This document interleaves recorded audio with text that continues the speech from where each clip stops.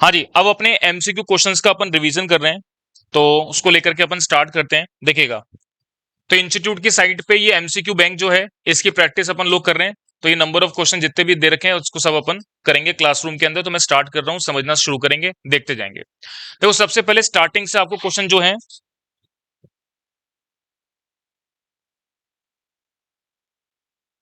हाँ जी, स्टार्टिंग से जो है क्वेश्चन आपको जो है रेशियो प्रोपोर्शन से शुरू कर रहे हैं अपन। स्टार्टिंग से क्वेश्चन करना शुरू करेंगे, ठीक है ना। चलिए, मैं आपको लगभग जितने भी ये पूरे 202 क्वेश्चन है, ये सारे क्वेश्चन क्लासरूम में सॉल्व कराऊंगा।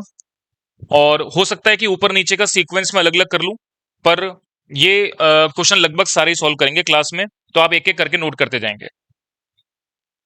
देखिएगा, हाँ जी, बिल्कुल बातें नहीं होनी चाहिए क्लास में, सामने देखेंगे अब ध्यान से। सबसे पहले मैं फर्स्ट क्वेश्चन की बात कर रहा हूं।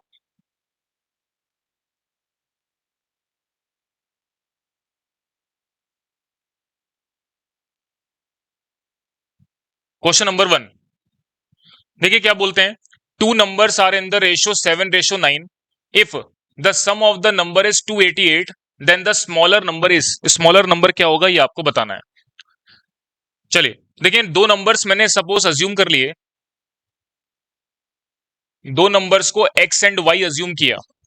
तो दो नंबर्स का रेशियो आपको दे रखा है 7:9, तो एक्स अपॉन वाई जो है वो बराबर हो गया 7:9 के। बोलता है if the sum of the number is 288, इसका मतलब इन दो नंबर्स का अगर मैं सम करूं तो ये बराबर किसके आएगा, 288 के। बोलते हैं देन द स्मॉलर नंबर क्या होगा। अब आपको एक्स और वाई की वैल्यू कैलकुलेट करनी है। तो देखिए मैं कैसे कर रहा हूं। तो यहां पर मैंने बात करी कि अगर आप क्रॉस मल्टीप्लाई करोगे तो इसको लिख सकते हो 9x इक्वल टू 7y। इसी प्रकार अगर मैं केवल x की वैल्यू निकालना चाहूं तो कैसे निकाल सकता हूं, तो आप बोलेंगे 7y अपॉन 9, यानी कि 9 किस में आ जाएगा, डिवाइड में। अब देखिए, इस x के प्लेस पर मैंने पुट कर दिया क्या, 7y अपॉन 9, प्लस y के प्लेस पर तो कुछ नहीं है, इक्वल टू 288। तो मैंने इस इक्वेशन में x अपॉन वाई बराबर 7/9 के तक क्रॉस मल्टीप्लाई करके मैंने x की वैल्यू निकाल ली 7y/9। तो यहाँ पे मैं बोला दो नंबर्स का सम जो है वो 288 के बराबर है, तो x की वैल्यू हो गई 7y/9, जो मैंने यहाँ पर पुट कर दी। अकॉर्डिंगली सॉल्व करके अब आप y की वैल्यू निकाल लोगे। तो एलसीएम लोगे तो 9 आएगा। 9 को 9 से डिवाइड लगाओगे 1, 1 को 7y से मल्टीप्लाई करोगे 7y, 1 को 9 से डिवाइड लगाओगे 9, 9 को y से मल्टीप्लाई करोगे 9y, इक्वल टू हो जाएगा 288। अच्छा, 7y प्लस 9y कितना हो गया, 16y, इक्वल टू 288 को आपने मल्टीप्लाई कर दिया 9 से। तो y इक्वल टू आ जाएगा 288 इंटू 9 डिवाइडेड बाई 16। तो y की वैल्यू आ रही है 162। ये बातचीत आपको मेरी क्लियर हो गई। अब अगर आपको x की वैल्यू निकालनी है, अब अगर आपको x की वैल्यू निकालनी है, तो यहां पर था x इक्वल टू 7y/9। तो 7 इंटू वाई के प्लेस पर मैंने पुट कर दिया 162/9। बताओ कितना, 126। तो x की यानी एक नंबर तो आपके पास आ गया 126, एक नंबर आ गया 162। और आपसे पूछ सवाल में क्या रहा है, स्मॉलर नंबर पूछ रहा है। स्मॉलर नंबर कौन सा हो जाएगा, इसका मतलब ये ऑप्शन आपका करेक्ट है। इस बात को नोट कर लेंगे।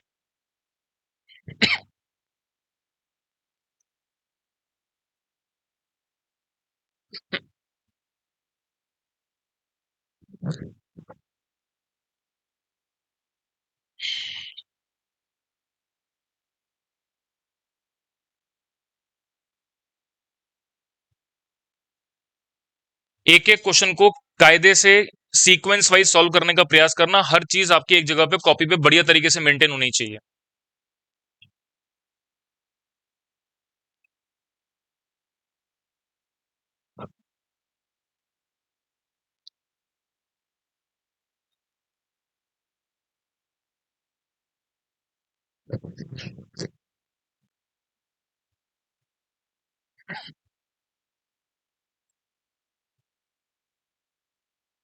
क्या आपकी यहां तक की बात नोट हो गई। चलिए अब अपन आगे बढ़ते हैं, नेक्स्ट क्वेश्चन पे बात करते हैं। अगला क्वेश्चन नंबर है 2। क्वेश्चन नंबर 2 किस बारे में बात कर रहा है, देखते हैं। When the numbers 15 1580 is increased in the ratio 5:9, the new number is। देखिए, आपके पास जो नंबर का रेशियो दे रखा है वो 5:9 है, मतलब पहले 5 है तो बढ़ के 9 हो गया। तो अगर कोई नंबर 1580 है तो बढ़ के कितना होगा ये आपको बताना है। तो मैंने बोला कोई नंबर जिसका रेशियो 5:9 में इंक्रीज हुआ, यानी पहले 5 था बढ़ करके 9 हो गया, तो नंबर जो 1580 वो इंक्रीज होकर के किस तरीके से चेंज होगा वो आपको बताना है। तो वो पहले 1580 था, बाद में बढ़ करके कितना होगा वो आपको कैलकुलेट करना है। तो कोई नंबर बढ़ करके देखो इस प्रपोर्शन में बढ़ रहा है, तो ये भी इस प्रपोर्शन में ही बढ़ेगा। तो यानी आपको x की वैल्यू निकालनी है, तो क्रॉस मल्टीप्लाई करेंगे तो 5x इक्वल टू हो गया 1580 मल्टीप्लाई 9। तो x इक्वल टू आ जाएगा 1580 इंटू 9 डिवाइडेड बाय 5। तो ये आ रहा है 2844। चलिए, क्या आपको मेरी बात क्लियर हो गई? नोट कर लेंगे।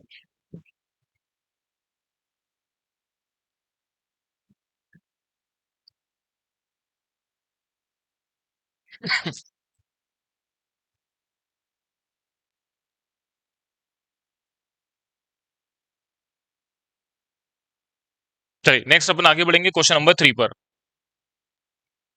क्वेश्चन नंबर 3 देखो क्या बोल रहा है। The ratio of the number of faces to the number of edge of a box. Number of faces एक बॉक्स के और number of edge of a box के जो है उनके बीच में रेशियो निकालना है। चलिए पहले एक बॉक्स बनाते हैं। बॉक्स कैसे बनता है आपका?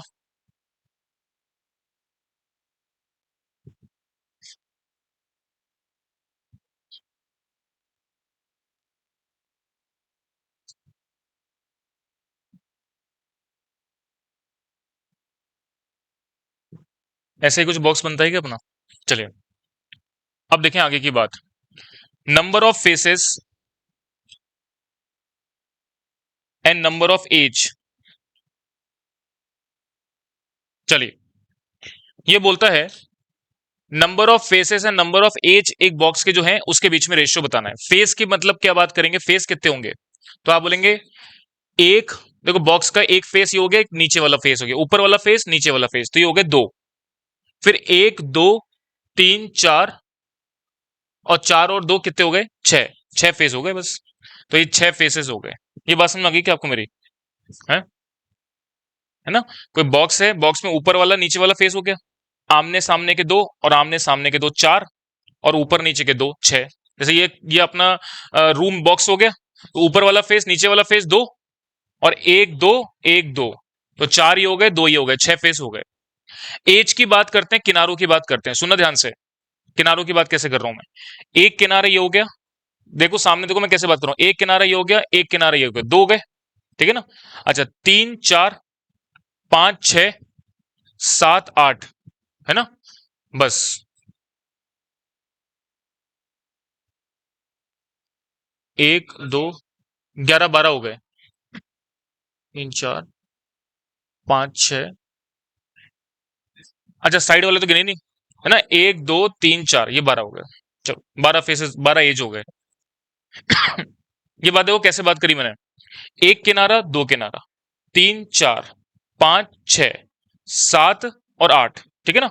ये तो आठ तो ये हो गए, और ये वाला किनारा भी तो लोगे, एक दो तीन और चार, तो ये आठ और चार कितने हो गए? 12। तो 12 एज हो गए। फेस और इनके बीच में रेशियो निकालना है, तो क्या होगा? 6:12, यानी कि 1:2। चलिए ये बात क्लियर हो गई आपको।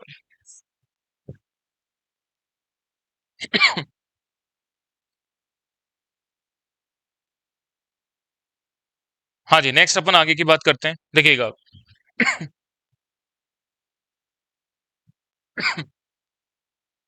हाँ जी, क्वेश्चन नंबर 4 पे बात कर रहे हैं। ये बोलते हैं फाइंड द फोर्थ प्रपोर्शन निकालो 6 8 9 का। फोर्थ प्रपोर्शन का मतलब देखो, ये बोलता है 6 8 9 का फोर्थ प्रपोर्शन, मतलब आखिरी प्रपोर्शन निकालना है। तो इसको जब आप प्रपोर्शन में रखोगे तो 6:8 प्रपोर्शन 9:x रखोगे। तो आपको पता है product of the extreme value यानी कि 6x बराबर होता है product of the mean value, मतलब 8 × 9।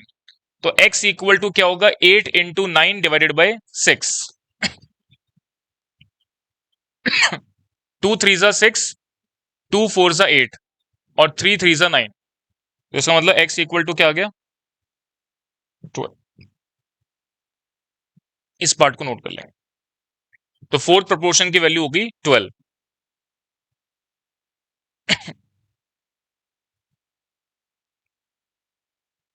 यहां तक की बात नोट कर ली। नेक्स्ट अपन आगे बढ़ेंगे क्वेश्चन नंबर 4 के बाद।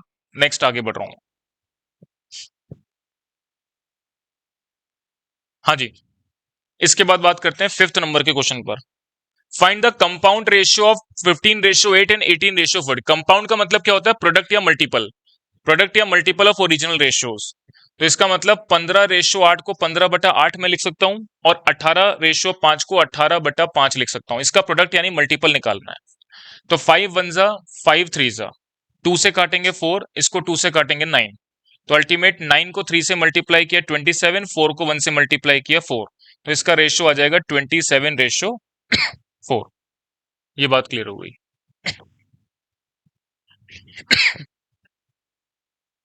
कंपाउंड का मतलब मैंने बताया था प्रोडक्ट या multiple of original ratios. Types of ratio कौन कौन से बताए थे, कुछ को याद है? डुप्लीकेट, ट्रिप्लीकेट, सब डुप्लीकेट, सब triplicate, compound ratio, continued ratio और इनवर्स रेशियो। ठीक है, ये सारे रेशियो थे हैं, बस यही थे। चलिए, यहां तक की बात आपने नोट कर ली, अब अपन आगे बढ़ते हैं। अगला क्वेश्चन नंबर है 6। फाइंड द थर्ड प्रपोर्शन आपको निकालना है टू 6 1/4 एंड 5। तो आपको दे रखा है, देखो 6 1/4 5, और थर्ड प्रपोर्शन का मतलब x निकालना है। 6 1/4 एंड 5, ये हो गया। और थर्ड प्रपोर्शन का मतलब तीसरे वाले नंबर को मैंने x रख दिया। तो मैंने आपको बात कही थी कि साहब जब आप तीन नंबर्स को लेकर के प्रपोर्शन निकालते हैं तो उसको क्या बोलता हूं मैं? Continued proportion. अब देखो कैसे निकालेंगे। Sorry, mean proportion. इसको आप क्या पढ़ेंगे? Mean proportion. जब आपको नॉर्मल प्रपोर्शन के केस में इंफॉर्मेशन दे रखी होगी तो चार नंबर्स की इंफॉर्मेशन दे रखी होगी, और जब आपको तीन नंबर्स को लेकर के प्रपोर्शन की इंफॉर्मेशन दे रखी होगी तो सब मीन प्रपोर्शन के नाम से जानते हैं। तो ये सवाल जो है वो आपका क्या हो गया? मीन प्रपोर्शन का सवाल हो गया। तो मीन प्रपोर्शन में मैंने आपको बताया था कि आप इसको कैसे लिखेंगे। तो देखो 6 4 जा 24, +1 करोगे तो 25/4 लिख सकते हैं। और मीन प्रपोर्शन के केस में बीच वाले नंबर को सेकंड और थर्ड प्रपोर्शन की जगह पे रखा जाता है, यानी यही सेकंड प्रपोर्शन बन जाएगा, यही आपका थर्ड प्रपोर्शन बन जाएगा, और आखिरी प्रपोर्शन की वैल्यू तो आपको निकालनी है। सॉल्व करेंगे। Product of the extreme value हो गया 25/4 इंटू एक्स, बराबर क्या हो जाएगा? 5 × 5। अब आपको x की वैल्यू अगर निकालनी है तो 5 × 5 तो है ही, ये 4 डिवाइड में है तो उधर मल्टीप्लाई से चला जाएगा, और 25 जो है मल्टीप्लाई में वो डिवाइड में आ जाएगा। तो 5 से ये कट जाएगा, 5 × 5 करोगे 25 से 25 कैंसिल, तो x की वैल्यू क्या बच गई? इसको नोट कर लें।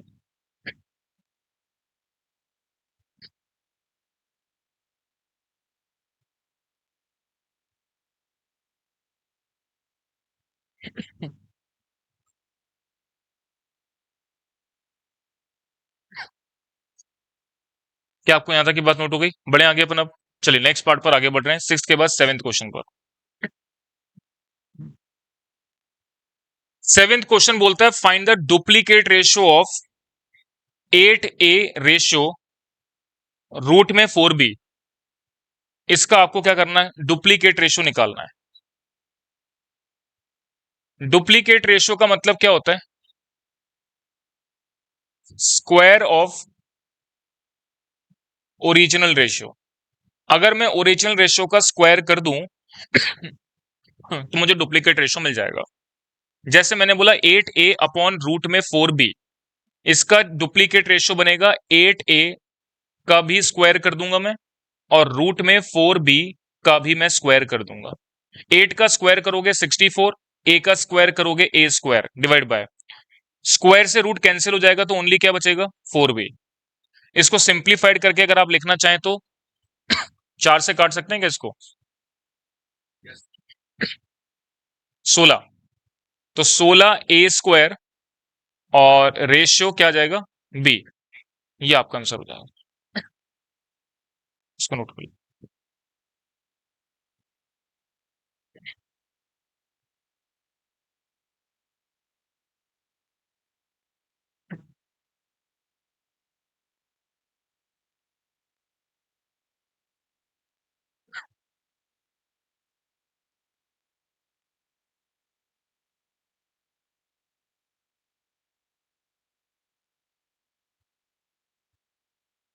यहां तक की बात आपकी नोट हो गई? बढ़े आगे। चलिए क्वेश्चन नंबर नेक्स्ट आगे की बात करेंगे।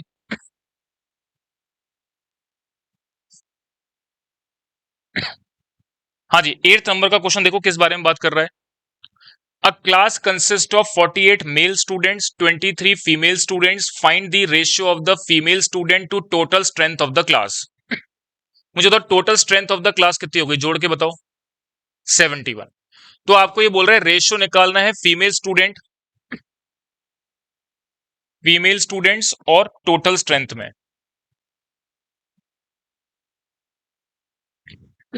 तो फीमेल स्टूडेंट है 23 और टोटल स्ट्रेंथ कितनी है 71। कट रहा है क्या ये? नहीं कट रहा, बस ये हो गया फिर।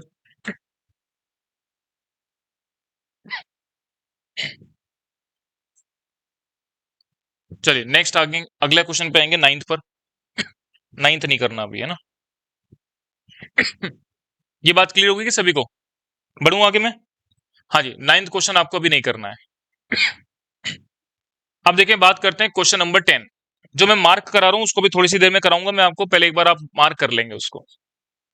If a stadium having spectres divided into group of young generation and old generation, and the number of young spectators are 1525 and old spectators are 1875. Find the ratio of total spectators to the young spectators आपको बताना है। हाँ जी, देखो यहां पर बोलता है total strength जो है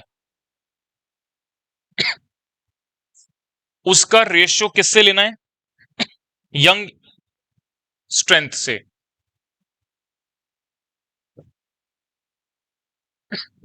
टोटल कितनी है मुझे बताएंगे? 1525 प्लस 1875।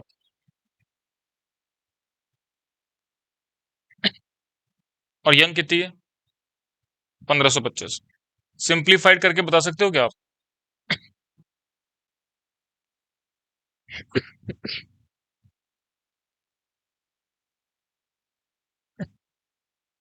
बिल्कुल सिंप्लीफाइड करके बताओ क्या होगा। क्यों नहीं?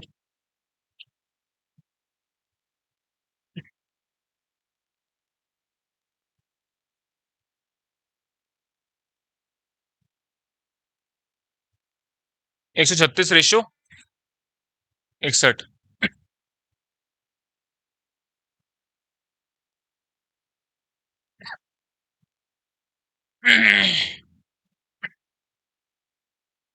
चलिए इस बात को नोट कर लेंगे।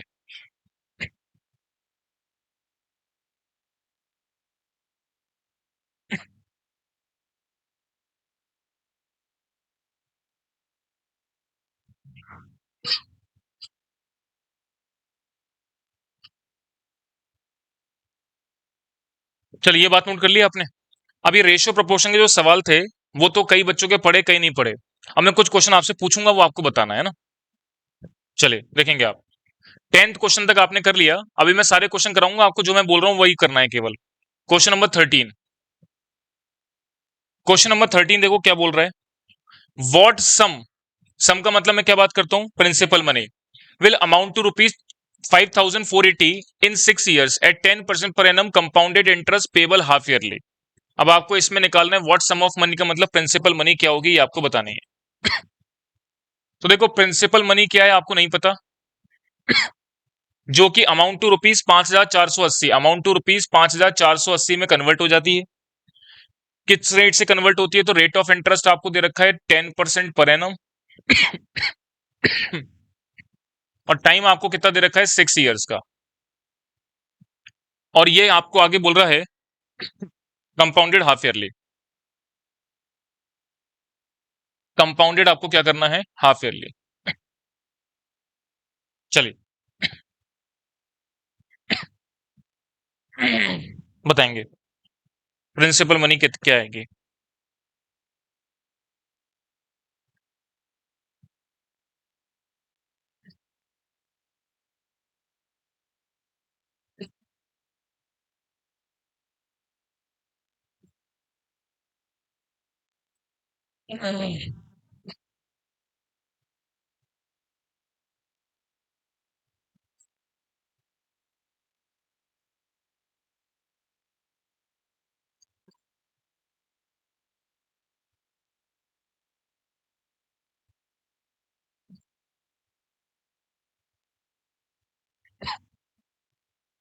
कितना बताया?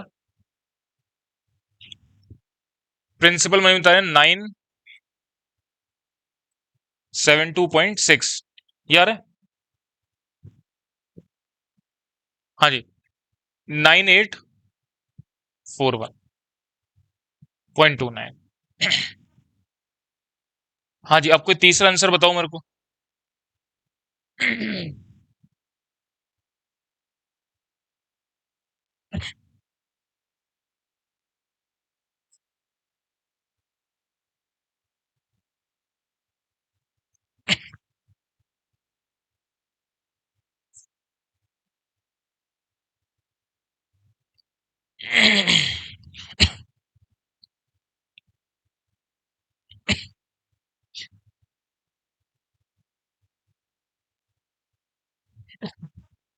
क्या कह रहे हो? आंसर बोलो, आप क्या रहा है?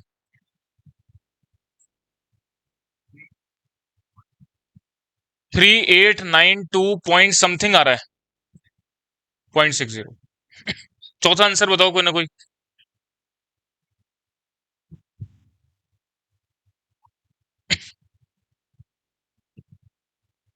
चलिए। हाँ जी भाई, अब क्लास में बिल्कुल बात नहीं करनी। मैं एक एक करके क्लास में बाहर करना शुरू करूंगा बच्चे को।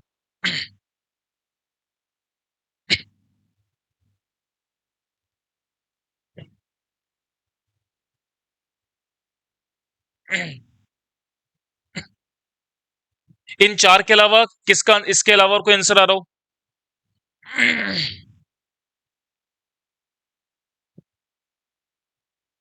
बातें नहीं करनी है भाई, ध्यान रखें इस बात का।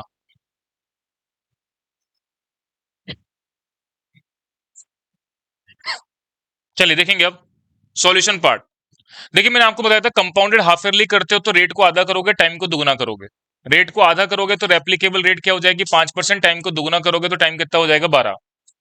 आपको अमाउंट की कैलकुलेशन बनानी है तो फॉर्मूला है P1+R/100 की पावर टाइम। अमाउंट की वैल्यू आपको दे रखी है 5480।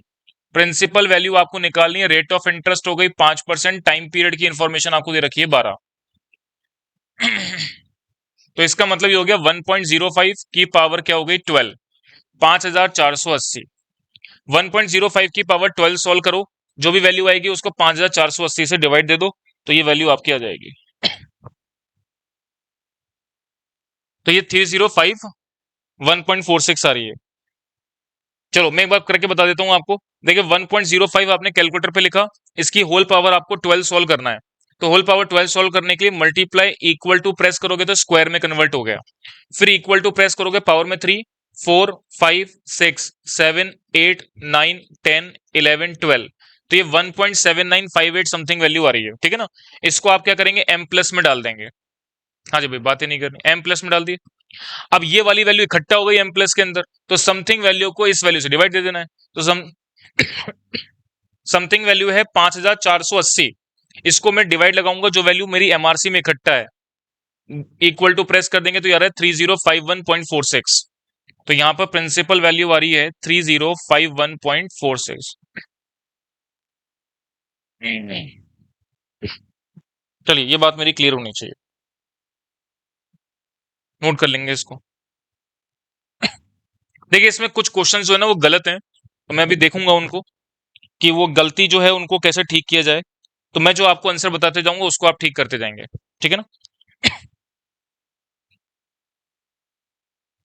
मैं ऐसे क्वेश्चंस आपको कराऊंगा जो दोनों क्लासों के अंदर कंटेंट मैंने पढ़ा रखा है। जैसे मैंने एक क्लास में एन्युटी नहीं पढ़ा रखा है, तो मैं पढ़ाऊंगा तो उसके बाद की बात है वो भी, है ना। तो अभी आप पहले जो क्वेश्चन मैं करवा रहा हूँ उसको आप टिक करते जाएंगे।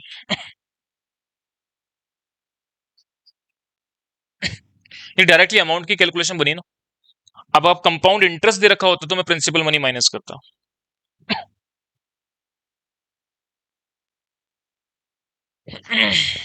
चलिए देखें, अब नेक्स्ट आगे की बात मैं क्या कर रहा हूं उसको देखना आप।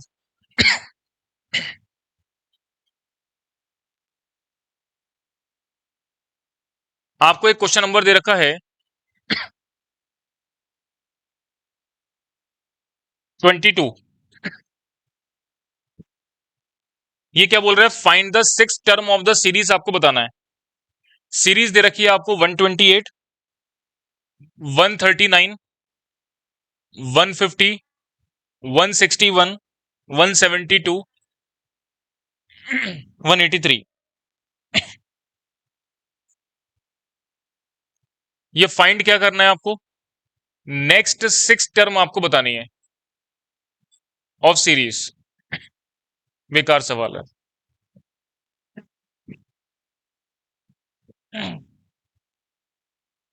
ये तो कर लोगे आप। इसके बीच में डिफरेंस कितने का है? 11, फिर 11 आ गया, फिर 11 आ गया, फिर 11 आ गया, फिर 11 आ गया। अगली 6 टर्म निकालनी, 11 प्लस कर करके निकाल लो। कर लोगे क्या आप? रहने दो उसको।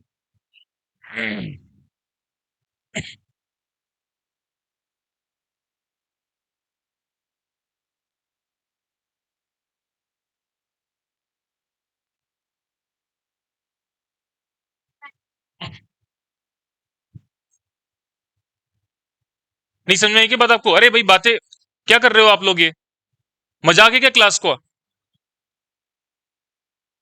आपको कोई दिक्कत आती मेरे से पूछो ना आप। क्या हुआ, क्या नहीं आया बताओ। आगे क्या? ये 11-11 का डिफरेंस पे आगे चल रही है, इसका मतलब कौन सी टर्म हो गई है? सीरीज हो गई, एपी सीरीज। तो 11-11 नंबर आप बढ़ाते जाओ बस। इसमें इसमें प्लस 11 करो, प्लस 11 करो, प्लस 11 करो, 6 बार ऐसे काम करना है, 6 अलग अलग टर्म आ जाएंगी बस।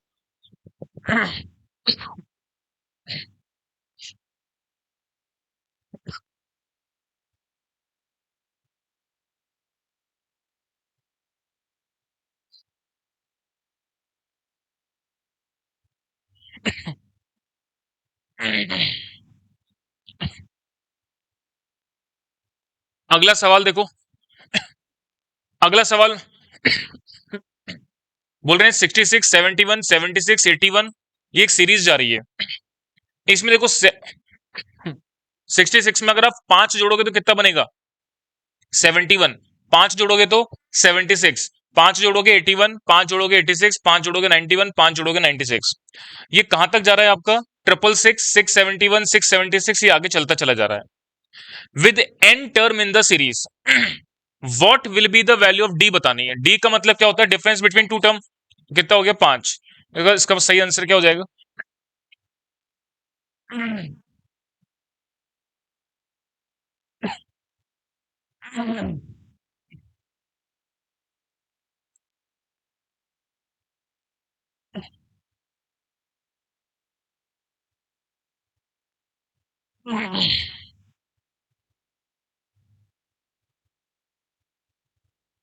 तो देखो ये सवाल जो है ना टाइम एंड डिस्टेंस के हैं, अभी नहीं करने हैं। मैं तो जो करा रहा हूँ बस उस पर मार्क कर लो कि मैंने 31 कराया, 32 कराया, बस जो कराया वो मार्क करना है आपको तो बस। कल की तारीख में आपको मैं बता दूंगा सारी चीजें कैसे क्या करनी है, और कोई अगर इसमें रेक्टिफिकेशन या मिस्टेक है वो भी बता दूंगा मैं। हाँ जी, क्वेश्चन नंबर 31 देखो आप लोग करके बताओ। मैं वो टॉपिक्स ले रहा हूं जो मैंने दोनों क्लासों में करवा रखे हैं। What will be the value of 9 की पावर 3 होल पावर 2? 9 की पावर 3 होल पावर 2, इसको सॉल्व करना है।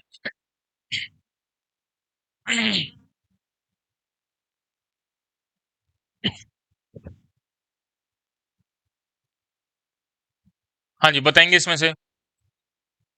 इस चारों में से ऑप्शन नहीं है कोई, तो इसका मतलब गलत है ये।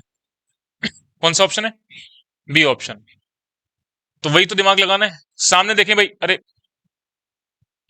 9 की पावर 3 होल पावर 2 है, इसको सॉल्व करना है। कुछ 4 प्रकार के ऑप्शन है, इसमें से बताना है कौन सा ऑप्शन सही होगा। पहले तो सिंप्लीफाई करके देखो एक बार कैसे मैं बोल रहा हूं, सुनो ध्यान से। ये 9 की पावर 3 होल पावर 2 है, तो पावर पावर मल्टीप्लाई हो जाएंगी। 9 की पावर क्या होगा? 3 इंटू 2 करोगे तो 6। अब आप ये देखो कि 4 ऑप्शंस के अंदर 9 के मल्टीपल में समथिंग वैल्यू दे रखी है। तो 9 के मल्टीपल में समथिंग वैल्यू दे रखी है, इसका मतलब 9 की पावर 6 है। तो 9 मल्टीप्लाई 9 की पावर 5 बोलूं तो कोई गलत बात? मल्टीप्लाई में बेस वैल्यू बराबर है तो पावर आपस में ऐड होकर के 6 हो जाएगा क्या? ठीक है। अब देखो 9 अलग से मल्टीप्लाई में है, तो 9 को 5 बार मल्टीप्लाई करके बताओ कितना आ रहा है? 59049, ये वैल्यू आ रही है क्या? ये कहां पर आ रही है देख लेंगे। B option, B option correct है। समझ आ गई बात आपको मेरी वाली? नहीं आई बात समझ? नोट कर लो एक बार ये।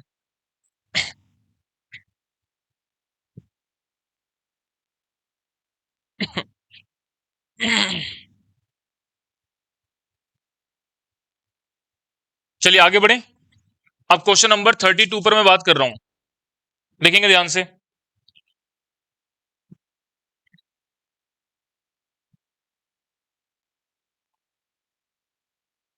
बोलते रहोगे आप।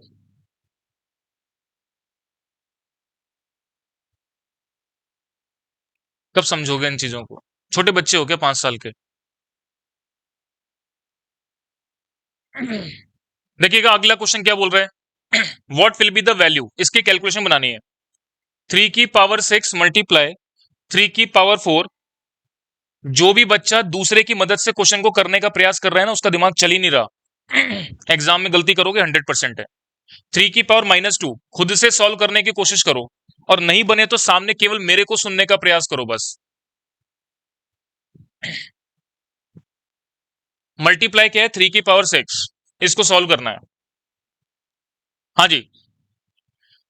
देखिए यहां पर बेस वैल्यू सबकी बराबर है, तो पावर आपस में ऐड हो जाएगी बस। तो 6 और 4 10, और 6 और 3 कितना हो गया? 9, और 2 कितना हो गया? 11। तो अगर 10 में से 11 माइनस करोगे तो क्या हो जाएगा? -1। इसका मतलब मैं इसको क्या बोल सकता हूं? 1/3।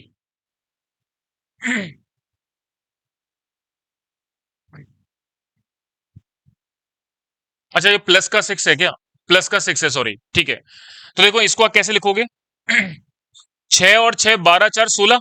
16 में से 5 माइनस करो, कितना हो गया? 6 की पावर 11। ठीक है ना, 3 की पावर 11। बस इसका सॉल्यूशन थोड़ा बना रखा है। 3 की पावर 11, तो ये सही हो गया। इसको नोट कर लेंगे। अगला क्वेश्चन देखेंगे आप। हाँ जी अगला क्वेश्चन देखो, अगला क्वेश्चन 33। ये 33 क्वेश्चन क्या बोल रहा है, इसको मैं लिख रहा हूं। 2 की पावर 1/3 मल्टीप्लाई 8 की पावर 2/3 मल्टीप्लाई 6 की पावर -का 5/4 मल्टीप्लाई 3 की पावर- का 3/4 मल्टीप्लाई 9 डिवाइडेड बाय, और ये आपको दे रखा है √में 16 होल पावर 3। अब इसको आपको सॉल्व करना है। कैसे सिंप्लीफाई करेंगे देखते हैं ध्यान से।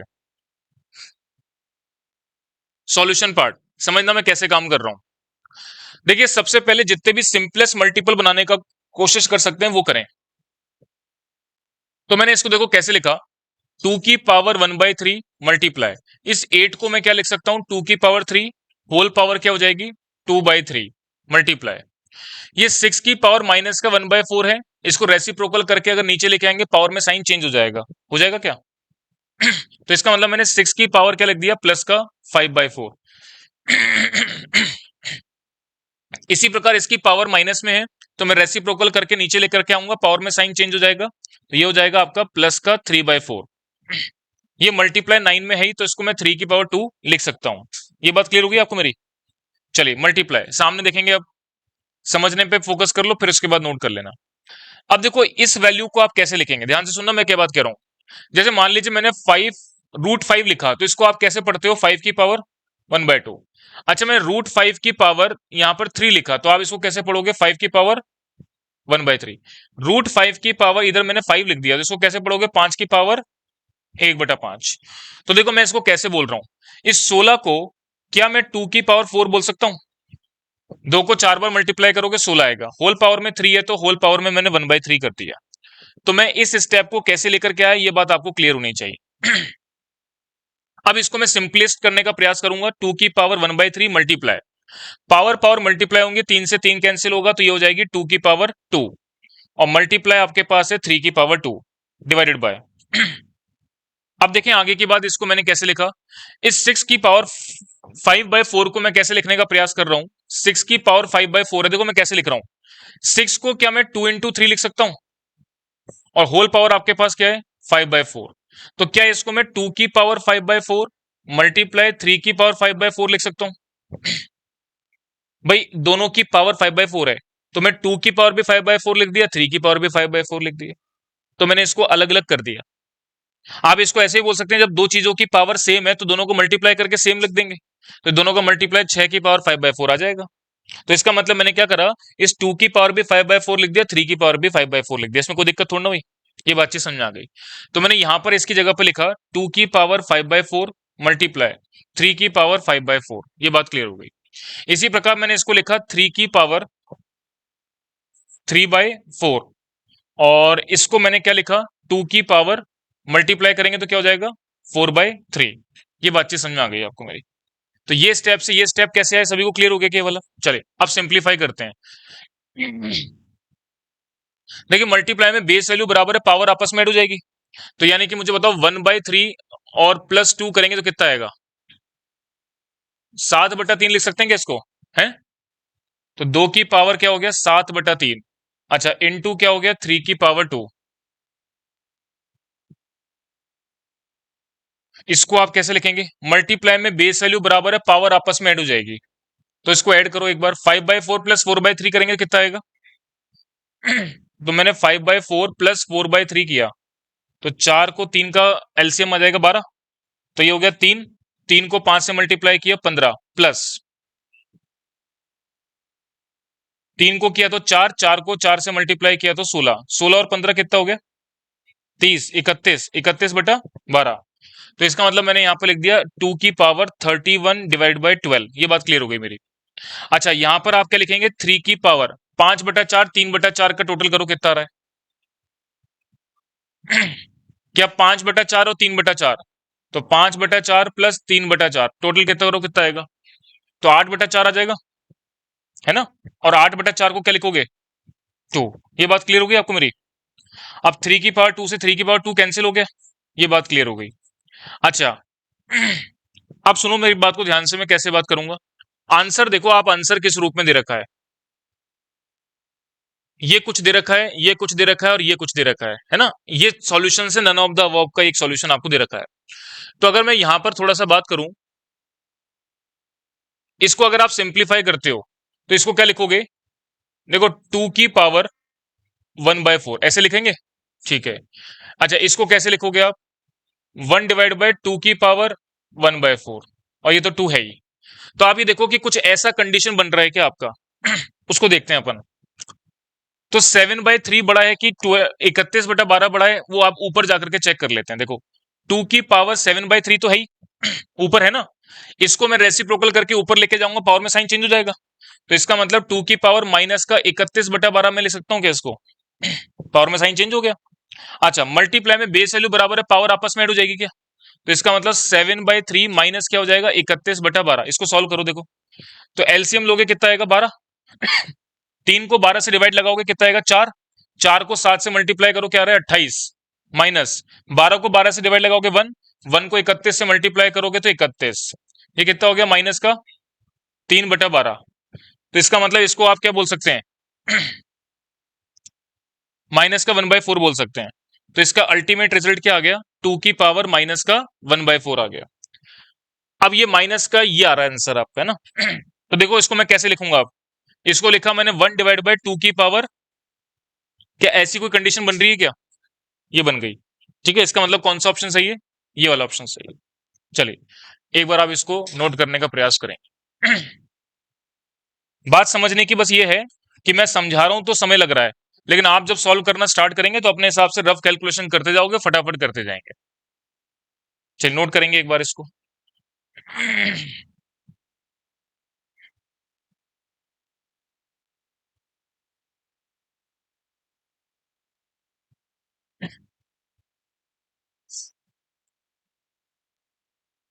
एक आध क्वेश्चन ऊपर नीचे आएगा, है ना, टेंशन नहीं लेनी है।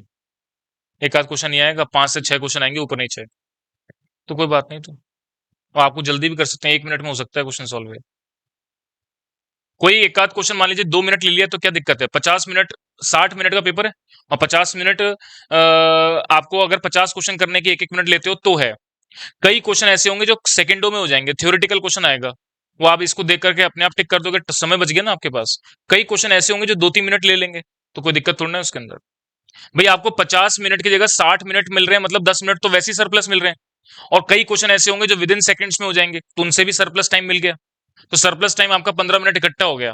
तो कहीं ये जगह तो आपको इन्वेस्ट करना पड़ेगा ना। कुछ एक क्वेश्चन ऐसे होंगे जो कि आपको लंबा और लेंदी होंगे, बस बाकी नहीं होंगे। इसके अलावा इससे पहले आपका कौन सा पेपर होगा, इसके बाद सॉरी कौन सा होगा, इकोनॉमिक्स मैनेजमेंट का। तो आपको जो 2 से 4 बजे तक का पेपर का सेशन का जो पेपर मिलेगा, वो पूरे 100 क्वेश्चंस की बुकलेट मिलेगी आपको पूरी। तो उसमें पहले आपको थ्योरेटिकल पेपर अटेम्प्ट करना है। थ्योरेटिकल पेपर में तो टिक मार्क करना होगा। और इकोनॉमिक्स का पेपर अटेम्प्ट करने में आप 40 मिनट का समय लगाओगे। जो एवरेज टाइम पीरियड लगता है वो बताया मैंने आपको। तो यहाँ से 20 मिनट सेव हो गए। तो 60 + 20 कितने हो गए, 80 मिनट। अब 80 मिनट को डिवाइड बाय कितने कर लो, जिसमें से आप मान लो अगर 50 से करना चाहो तो भी आपके पास टाइम ज्यादा बच जाएगा। मतलब ये है अल्टीमेटली कर सकते हो आप। कुछ एक आध क्वेश्चन कुछ एक आध क्वेश्चन की बात नहीं कर रहा, 10 से 15 क्वेश्चन ऐसे होंगे जो लेंदी होंगे, जो 3 मिनट 4 मिनट तक का समय भी ले सकते हैं। ये कहानी समझ में आ गई क्या आपको मेरी? चलिए, बस ये जरूरी है।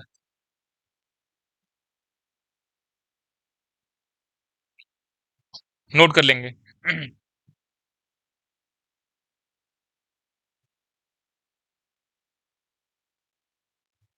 अरे बातें मत करो।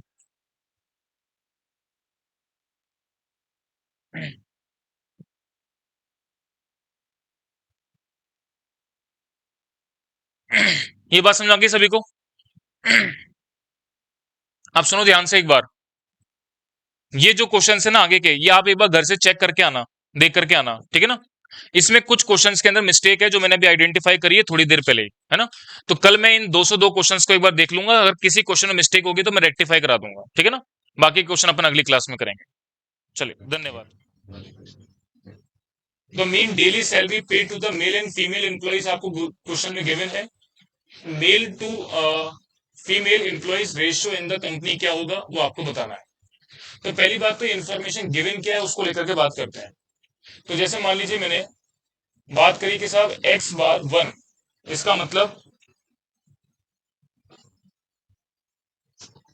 इसको आप समझ लेंगे कि 1 नंबर मैं मेल वर्कर को दे रहा हूं और 2 नंबर में फीमेल वर्कर को दे रहा हूं। तो मैं मतलब mean daily salary paid to the male and female employees आपको दे रखा है। तो मेल एम्प्लॉइज की एवरेज सैलरी आपको दे रखी है 620, और फीमेल वर्कर की एवरेज सैलरी दे रखी है 520। तो x/2 आपको ये दे रखा है 520।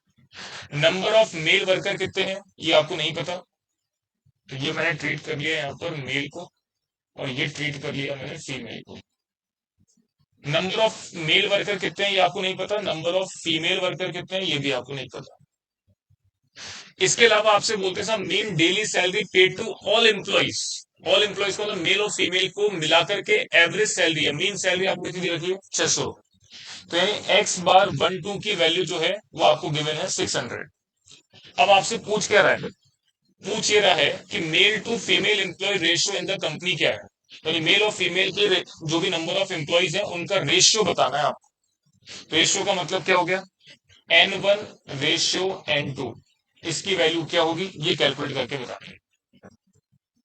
चलिए देखें अपन कैसे बात करते हैं। मैंने बताया था आपको कंबाइंड मीन का कैलकुलेशन कैसे बनाया जाता है, x/1 n1 plus x/2 n2 divided by n1 plus n2। हाँ जी, x/12 की वैल्यू आपको क्वेश्चन में कितनी गिवन है, 600। x/1 की वैल्यू क्वेश्चन में गिवन कितनी है, 620। नंबर ऑफ मेल वर्कर कितने हैं ये आपको नहीं पता। Average salary of female worker आपको गिवन है क्वेश्चन में 520। नंबर ऑफ फीमेल वर्कर कितने हैं ये आपको नहीं पता। और डिवाइड बाय मैंने किससे कर दिया, n1 प्लस n2 से, n1 प्लस n2 से मैंने डिवाइड कर दिया। चलिए, तो इसका मतलब यहाँ पर इस फॉर्मूले के हिसाब से जो रिक्वायर्ड इंफॉर्मेशन है मैंने सारी पुट कर दी है। तो average salary of all employees मैंने निकाल ली। मेल एम्प्लॉय की एवरेज सैलरी कितनी है, फीमेल एम्प्लॉयज की एवरेज सैलरी कितनी है, नंबर ऑफ मेल और फीमेल कितने हैं उसके बारे में इंफॉर्मेशन नहीं पता है। अब आप क्रॉस मल्टीप्लाई करेंगे, 600 को मल्टीप्लाई इससे करोगे तो मैं लिख दिया 600 n1 plus 600 n2 equal to, इसको सॉल्व करेंगे तो मैंने लिख दिया इसको 620 n1 प्लस, इसको मैंने लिख दिया 520 n2। चलिए रेस्पेक्टिव वैल्यू को आपस में सॉल्व कर लेते हैं। तो जैसे मैंने कहा कि 620 n1 बड़ा है तो 600 n1 उधर चला जाएगा, तो इसको लिख दिया मैंने 620 n1 माइनस 600 n1, और ये इधर आ जाएगा। तो इसको लिख दिया मैंने 600 n2 माइनस 520 n2। तो 620 में से 600 माइनस करेंगे तो क्या बचेगा 20 n1, और ये आपके पास बचेगा 80 n2। अब रेशियो क्या निकालना है, मेल टू फीमेल निकालना है, मेल टू फीमेल। तो मेल को तो n1 माना था, देखो मैं कैसे बात कर रहा हूं, n1 तो है ही, ये n2 जो है वो डिनोमिनेटर में आ जाएगा। मेल टू फीमेल निकालना है तो n1 तो है ही, ये n2 डिनोमिनेटर में आ जाएगा। ये 80 है ही, ये 20 डिनोमिनेटर में आ जाएगा। तो इसका मतलब n1 रेशियो n2 बराबर हो जाएगा काटने के बाद 4:1। ये बात क्लियर होनी चाहिए, नोट कर लेंगे इसको आप।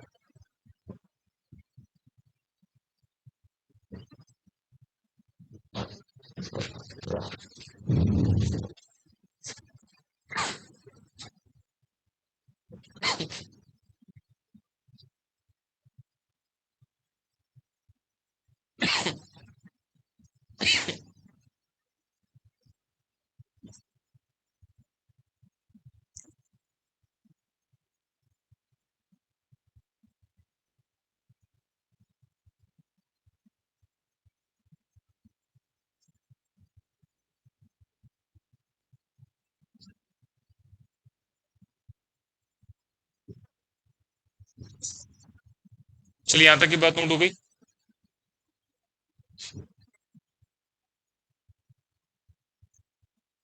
मैं आगे बढ़ रहा हूँ नेक्स्ट पार्ट पर, देखेंगे अब।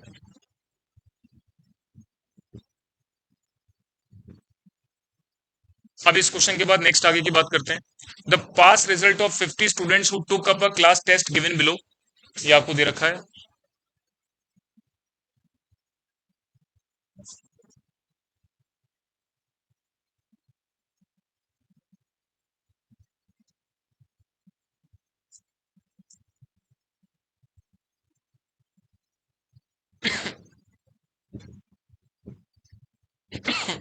और उसमें निकालना क्या है इसके बारे में बोला नहीं है।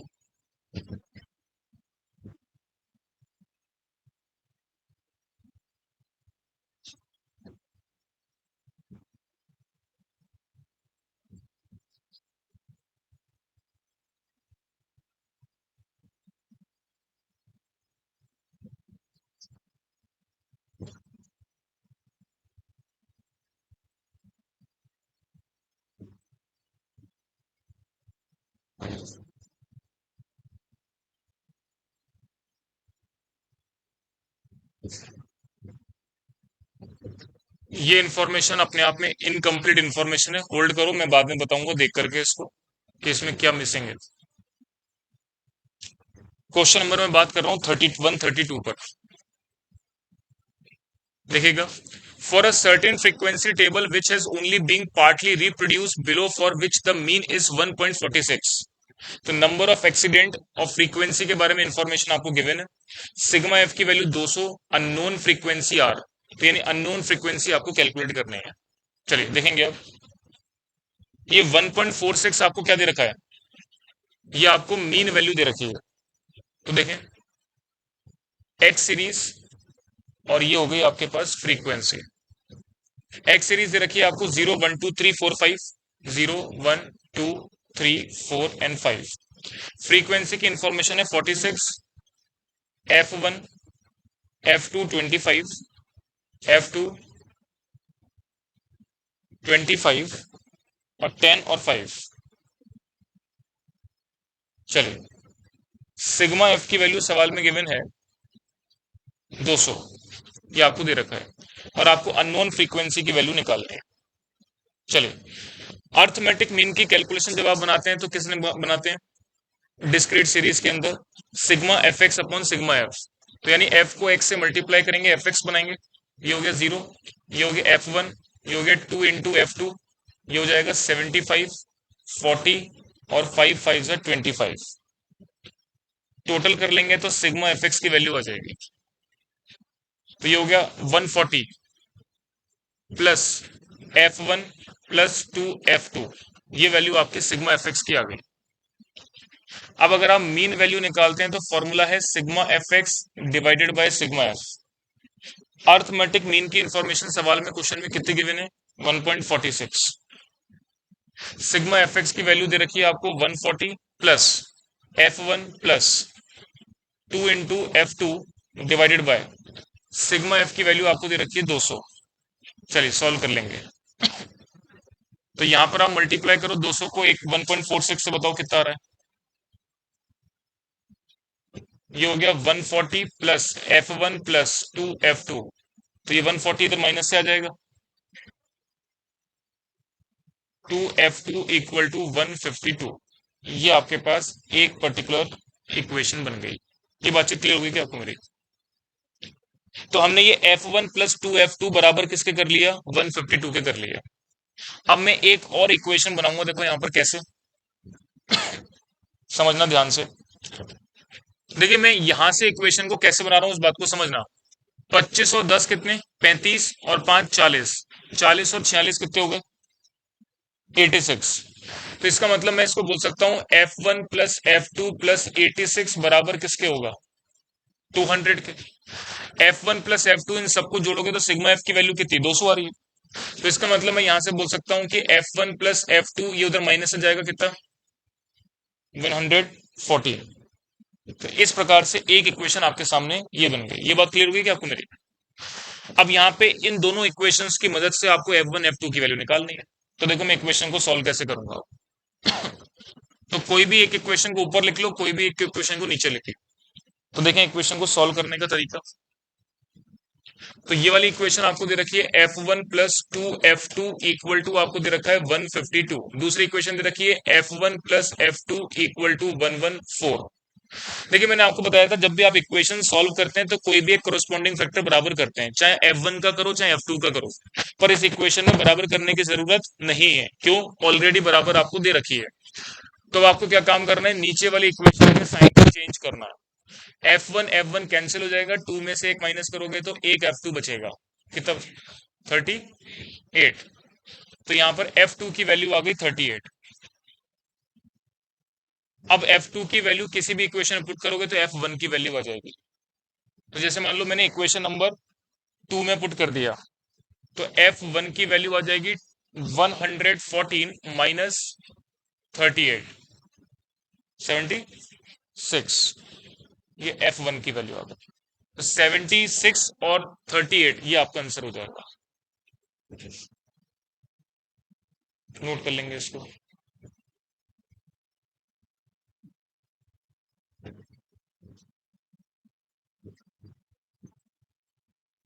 तो मैंने ये बता दिया आपको 76 और 38। तो इसका जो आंसर है 76 और 38, सी ऑप्शन सही हो जाएगा।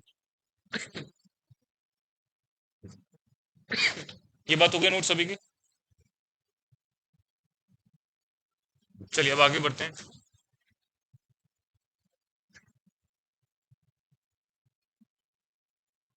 इस क्वेश्चन पे अपन बात करते हैं, देखो क्या बात बोल रहा हूं मैं। अगला क्वेश्चन नंबर बात कर रहे हैं हम 133।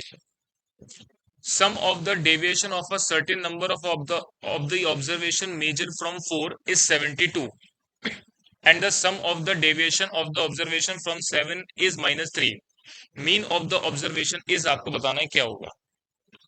देखिए यहां पर बात करते हैं सम ऑफ द डेविएशन, इसका मतलब sigma dx of a certain number of observation measure from 4। इसका मतलब ये बात करते हैं मेजर फ्रॉम 4 का मतलब क्या? अज्यूम्ड मीन आपने 4 मान रखा है या अर्थमेटिक मीन आपने 4 मान रखा है? अज्यूम्ड मीन 4 मान रखा है, उसकी वैल्यू आ रही है 72। तो देखो मैं इसको कैसे लिख रहा हूं, sum of the deviation of a certain number of observation measure from 4 is 72। देखिए हम सिग्मा dx की वैल्यू कैसे निकालते हैं? गिवन सीरीज का डेविएशन फ्रॉम अज्यूम्ड मीन से। ये बोल रहा है कि गिवन सीरीज का डेविएशन जो आपने अज्यूम्ड मीन से निकाला उसकी समेशन वैल्यू के बारे में बात कर रहा है। तो इसका मतलब ये जो 72 की वैल्यू है ये बराबर किसके है? सिग्मा dx बराबर किसके है? 72 के। और अज्यूम्ड मीन कितना है? 4। और sum of the deviation of the observation from 7 is -3। इसके अलावा एक इंफॉर्मेशन और क्या दे रखी है कि sum of the deviation of the observation from 7 is -3। तो एक सिग्मा डीएक्स की वैल्यू आपको -3 दे रखी है और अज्यूम्ड मीन कितना है 7, क्योंकि फ्रॉम 7 से लिया गया है। तो देखो मैं कैसे बात करूंगा, जब आप अज्यूम्ड मीन की कैलकुलेशन, अज्यूम्ड मीन से आप मीन की वैल्यू कैलकुलेट करते हो तो क्या लिखते हैं, A plus sigma D X upon M.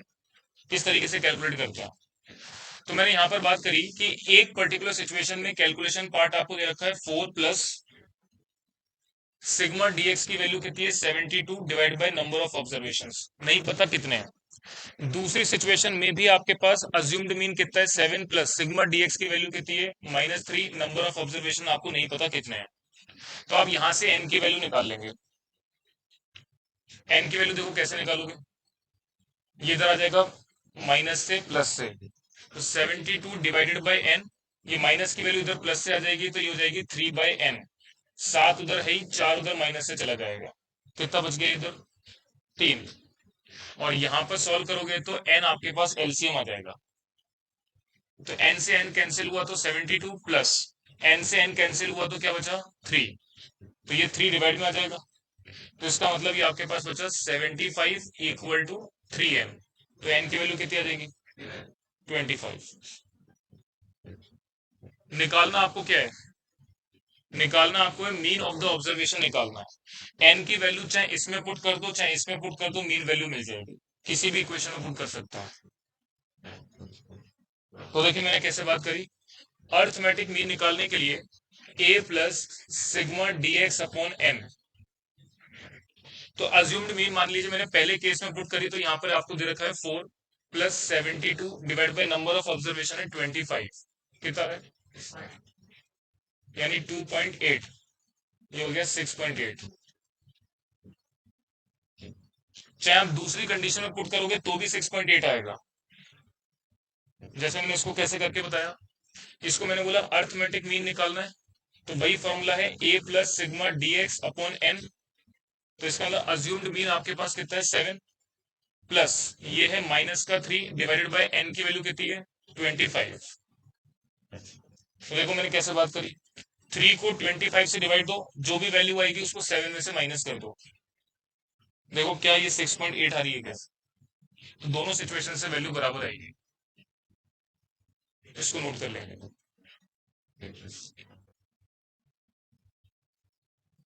यहां से ऊपर वाला पार्ट आप नोट कर लें।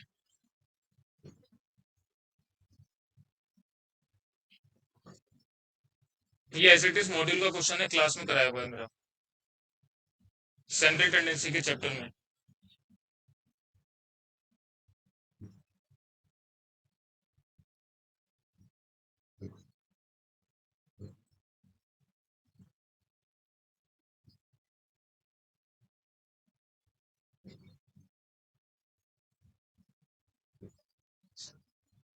कौन सा वाला? क्या चीज, ये सिचुएशन कैसे बनाई, देखो क्या लिखा है, sum of the deviation of a certain number of observation measure from 4। तो यहाँ पर इस लाइन का मतलब क्या है, इज 72, बस इस लाइन को समझो, बाकी इस सेम लाइन जो है बाद में रिपीट हो रही है। देखो क्या बोल रहा हूँ दोबारा समझना, सम ऑफ द डेविएशन, डेविएशन का समेशन करना है आपको। अब वो जो डेविएशन निकाला जाएगा ना, वो गिवन ऑब्जर्वेशन का डेविएशन डेविएशन निकाला जाएगा फ्रॉम किस में से, अज्यूम्ड मीन में से। और अज्यूम्ड मीन कितना दे रखा है आपको 4। पहली बात तो मुझे बताओ कि आप इस बात को कैसे पढ़ते हैं, एक बार पहले आप चाहे नोट कर लो, एक बार ये नोट कर लिया क्या आपने, एक बार नोट कर लो पहले।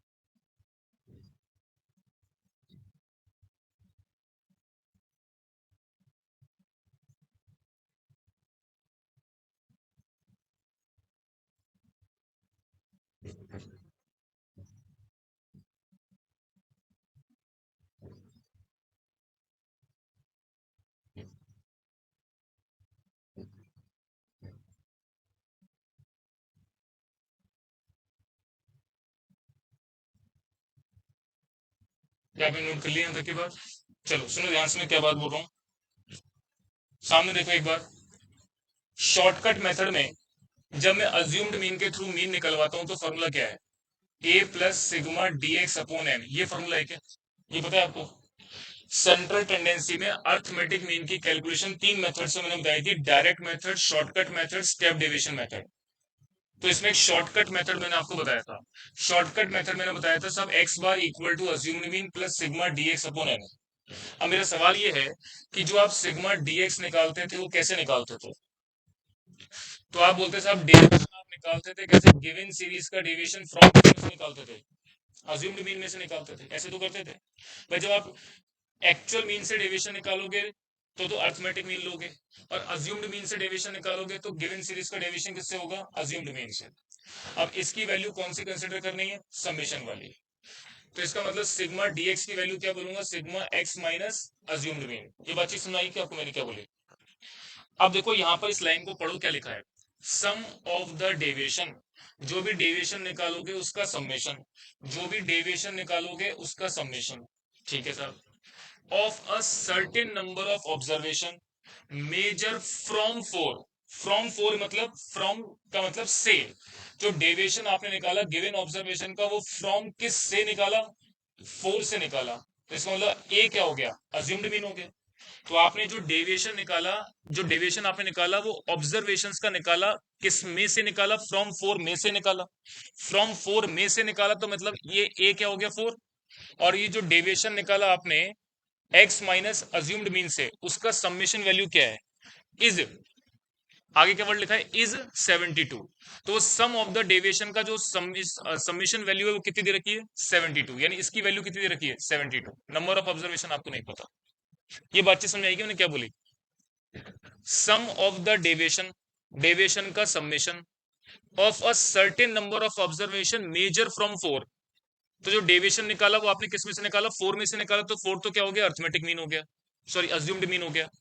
तो आपने जो डेविएशन निकाला वो अज्यूम्ड मीन से निकाला, और उसका समेशन वैल्यू यानी सम ऑफ द डेविएशन वो कितना हो गया? 72। तो ये सिग्मा डीएक्स की वैल्यू क्या हो गई? 72 हो गई। नंबर ऑफ ऑब्जर्वेशन आपको नहीं पता। क्या आपको मेरी बात समझ आ गई? कि वैल्यू, तो यहाँ पर एक पार्ट की जो वैल्यू है दूसरे पार्ट की वैल्यू के बराबर है। तो नंबर ऑफ ऑब्जर्वेशन मैंने निकाल ली 25। अब 25 चाहे यहाँ पुट करो चाहे यहाँ पुट करो, मीन वैल्यू क्या आएगी? सेम आएगी। क्या आपको मेरी बात समझ आ गई? चलिए, चलिए अब आगे की बात करते हैं।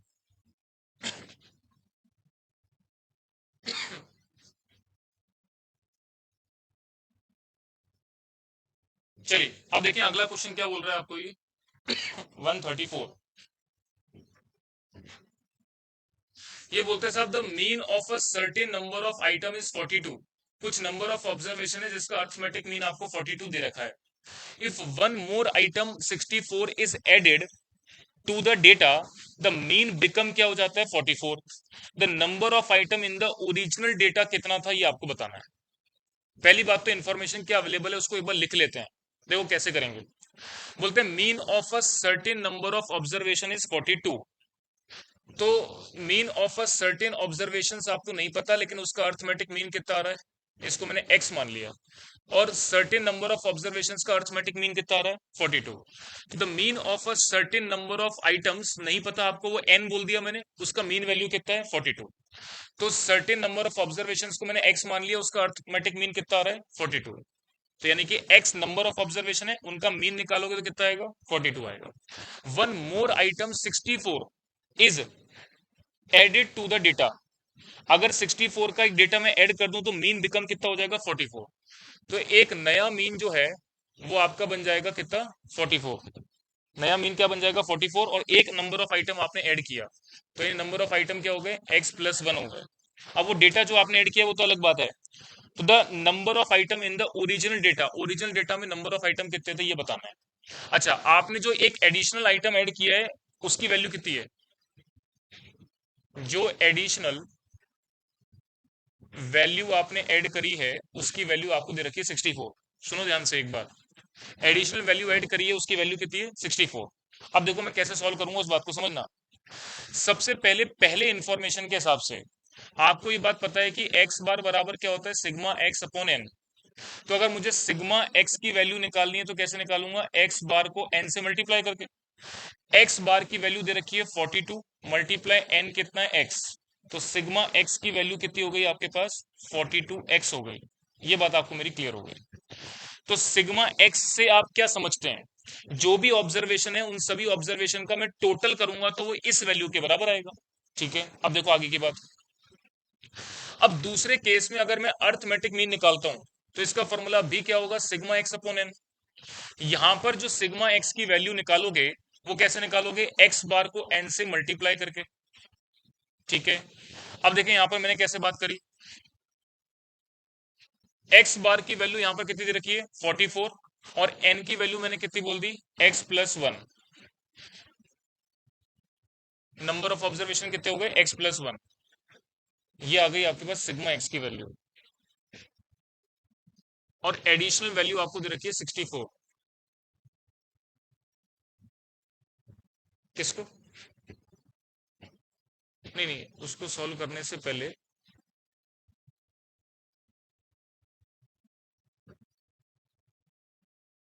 वन मोर आइटम 64 आपने ऐड कर लिया।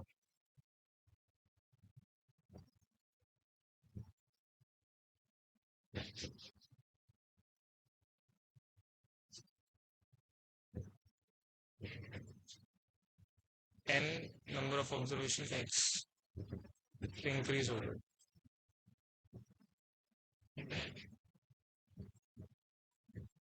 मतलब इन दोनों के बीच का जो डिफरेंस होगा वो 64 के बराबर आएगा। लेकिन और कोई तरीके हो सकते हैं कि इसके, चलो अब देखो मैं कैसे बात कर रहा हूं उस बात को सुनना आप ध्यान से। तो ये सिग्मा एस का मतलब क्या हो गया, जितने भी नंबर ऑफ ऑब्जर्वेशन है उनका मैं टोटल करूंगा, जितने भी नंबर ऑफ ऑब्जर्वेशन उनका टोटल करूंगा तो कितना आएगा सिग्मा एक्स के बराबर। भाई मान लो 10 ऑब्जर्वेशन है उनका टोटल कितना आएगा सिग्मा एक्स के बराबर। तो ये जो वैल्यू निकल के आई और ये जो वैल्यू निकल के आई इन दोनों के बीच में टोटल ऑफ ऑब्जर्वेशन हो गए, ये भी टोटल ऑफ ऑब्जर्वेशन हो गए। इन टोटल ऑफ ऑब्जर्वेशन में केवल एक ऑब्जर्वेशन का डिफरेंस है जिसकी वैल्यू कितनी है। तो इसका मतलब इस सिग्मा एक्स की वैल्यू में से ये ज्यादा होगी कि ये ज्यादा होगी, ये ज्यादा होगी। तो इसमें से अगर इसको मैं माइनस करूंगा तो वैल्यू किसके बराबर आनी चाहिए 64 के बराबर। तो देखो मैंने इसको कैसे कहा, मैंने कहा 44 एक्स प्लस वन को मैं माइनस कर दूंगा 42 एक्स से, और ये बराबर किसके आनी चाहिए 64 के। तो एक्स की वैल्यू बताओ कितनी होनी चाहिए। तो देखो इसको लिख दिया मैंने 44 एक्स प्लस 44 माइनस 42 एक्स बराबर कितना हो गया 64 के। तो ये वैल्यू आपके पास आ गई 2x, और ये उधर माइनस से चला जाएगा 20। तो x की वैल्यू कितनी आ गई 10। इसका मतलब ओरिजिनल ऑब्जर्वेशन कितने थे 10 थे। ये ओरिजिनल ऑब्जर्वेशन पूछ रहा था कितने थे, तो x की वैल्यू ही पूछ रहा है ओनली है। सवाल में देखो क्या लिखा है लाइन आखिर में, आखिर में लाइन ये बोल रहा है the number of item in the original data. Original data का मतलब क्या हो गया, जो स्टार्टिंग डेटा था उसमें नंबर ऑफ ऑब्जर्वेशन कितने हैं, वो हमने कितने निकाल लिए 10 निकाल लिए। इस बात को नोट कर लो आप।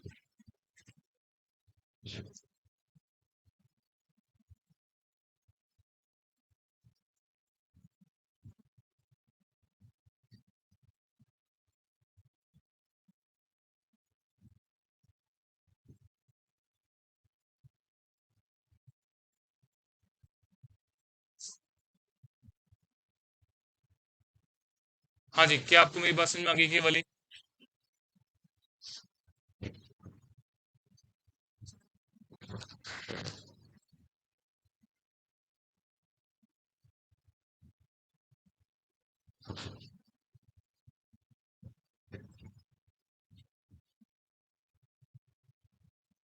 चलिए नोट हो गया, बढ़ू आगे। चलिए नेक्स्ट पार्ट पर अपन आगे बढ़ते हैं।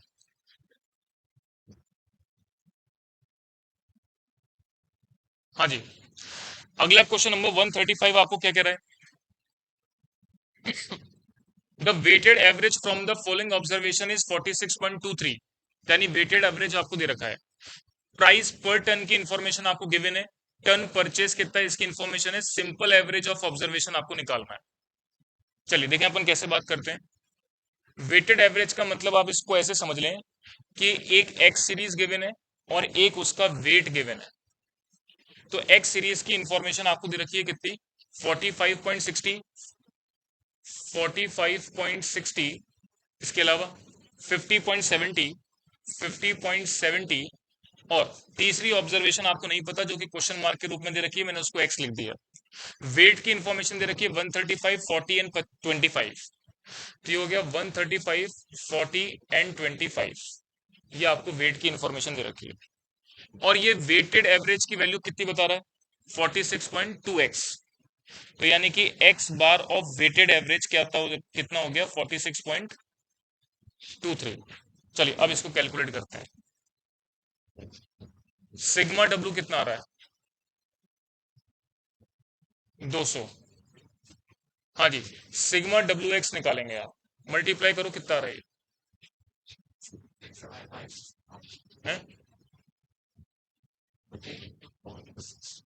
62।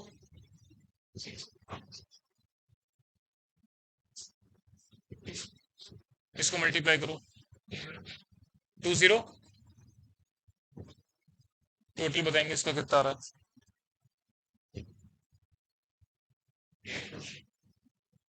81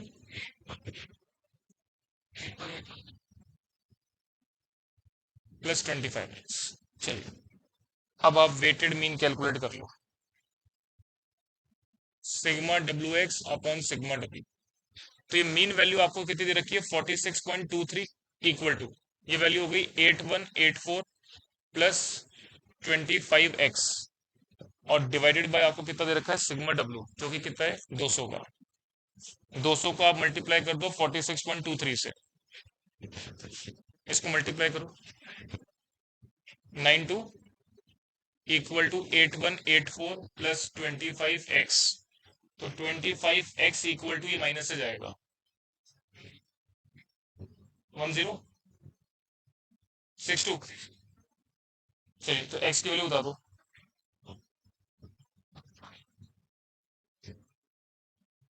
82.48 ये वैल्यू आ जाएगी। तो 42.48 जो है, इसमें देख लो ऑप्शन में कहीं है क्या?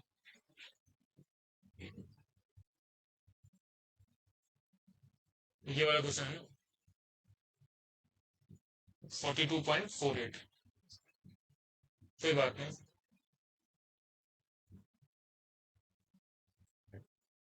नहीं जो आंसर मैंने निकाला है उसको आप सही मान करके करेंगे। नहीं सही है जो मैंने निकाला है, एक बार आप इसको नोट करो। इसमें कोई रेक्टिफिकेशन होगा वो मैं आपको देख करके बताऊंगा उसमें।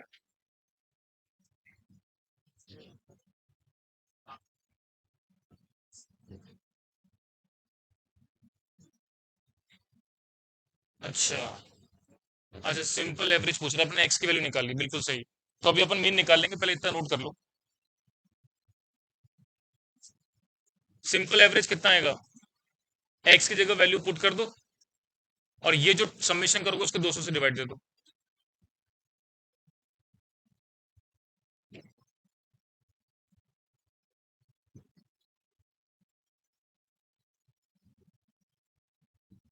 अगर आप एक्स बार निकालोगे,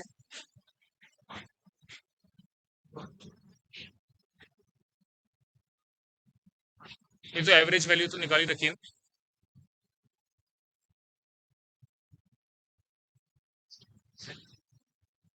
सुनो मेरी बात, अब मेरी बात सुनो।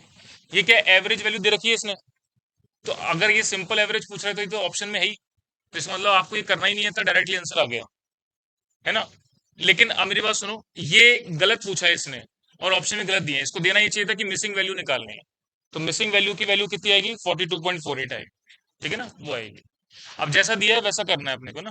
तो अभी तो अगर आप इस सवाल को पढ़ोगे तो कैसे पढ़ोगे? देखो, इसने बोला साहब सिंपल एवरेज निकालना है। तो सिंपल एवरेज निकालना है, तो ये वैल्यू तो क्वेश्चन में गिवी नहीं है ऑप्शन में, तो ये आंसर हो गया आपका। अगर आप पीछे आंसर चेक करो तो यही मिलेगा आपको, ठीक है ना? लेकिन इसको ये नहीं पूछना चाहिए था, इसको ये पूछना चाहिए था साहब मिसिंग वैल्यू क्या है, और मिसिंग वैल्यू की कैलकुलेशन बनाओगे तो वो निकल करके आएगी, है ना?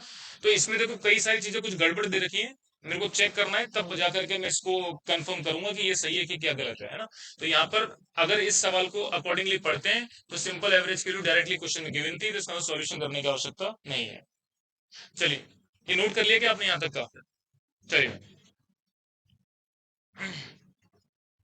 अब देखो, मैं अभी की क्लास में इतना रख रहा हूँ, ठीक है ना? चलिए शुरू करते हैं। देखिए मैं जो क्वेश्चन आपको करा रहा हूँ, केवल अभी आप वही करेंगे, और जो बाकी क्वेश्चन मैं रिमेनिंग छोड़ रहा हूँ वो इसलिए छोड़ रहा हूँ क्योंकि मैंने एमसीक्यू क्वेश्चन की प्रैक्टिस ही नहीं कराई है। अब देखो पॉइंट ऑफ व्यू क्या है वो थोड़ा सा मैं क्लियर कर देता हूँ। ये जो मैं एमसीक्यू क्वेश्चंस करा रहा हूँ क्योंकि ये क्लास लगी हुई है इसलिए मुझे कराना पड़ रहा है ना। बाकी अदरवाइज होना क्या चाहिए कि मैं पूरा एक बार रिवीजन कराऊं फिर उसके बाद जो एमसीक्यू क्वेश्चंस आपके बाहर दे रखे हैं उनकी प्रैक्टिस कराऊं, क्योंकि कई सारे एमसीक्यू क्वेश्चन जो मैंने उसमें दे रखे हैं उसी से मैच खाते हुए हैं।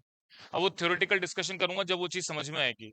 लेकिन मैं अभी कुछ क्वेश्चंस आपके साथ डिस्कस कर रहा हूँ। एट द एंड क्या होगा कि मैं रिवीजन कराने के बाद जब आपको रिवीजन के साथ एमसीक्यू कराऊंगा ना, उसके बाद आप ये चेक करोगे कि सारे एमसीक्यू आपसे बन जाएंगे। अब इसमें कई सारे एमसीक्यू जो है वो थ्योरेटिकल बेस्ड हैं, और वो थ्योरेटिकल बेस्ड आपको वो जो एमसीक्यू प्रैक्टिस में आपको कराऊंगा वहीं पे सब कवर होंगे ये, ठीक है ना। तो मैं आपको वो एमसीक्यू करा रहा हूँ ओनली जो प्रैक्टिकल बेस से रिलेट करते हैं। चलो अब देखें, अपन क्वेश्चन नंबर लास्ट क्लास में जो बात करी थी वो हमने यहाँ तक की बात कर ली थी, 135 तक की बात कर लेते। अब मैं आपको एक क्वेश्चन करवा रहा हूँ, क्वेश्चन नंबर 144। चलिए देखिए क्वेश्चन नंबर 144 की बात करते हैं, समझना ध्यान से। इफ आर इक्वल टू 0.52, अगर मैं आपसे पूछूंगा आप भी निकाल सकते हैं आंसर, आप ही को निकालना चाहिए कायदे में। बंद कर दो। आर इक्वल टू है 0.52, स्टैंडर्ड डेविएशन ऑफ एक्स दे रखा है 4.6, स्टैंडर्ड डेविएशन ऑफ वाई दे रखा है 36.8। आपको बी एक्स वाई की कैलकुलेशन बनानी है। क्या आप बी एक्स वाई कोफिशिएंट निकाल सकते हैं क्या? बताओ कैसे निकालते हैं।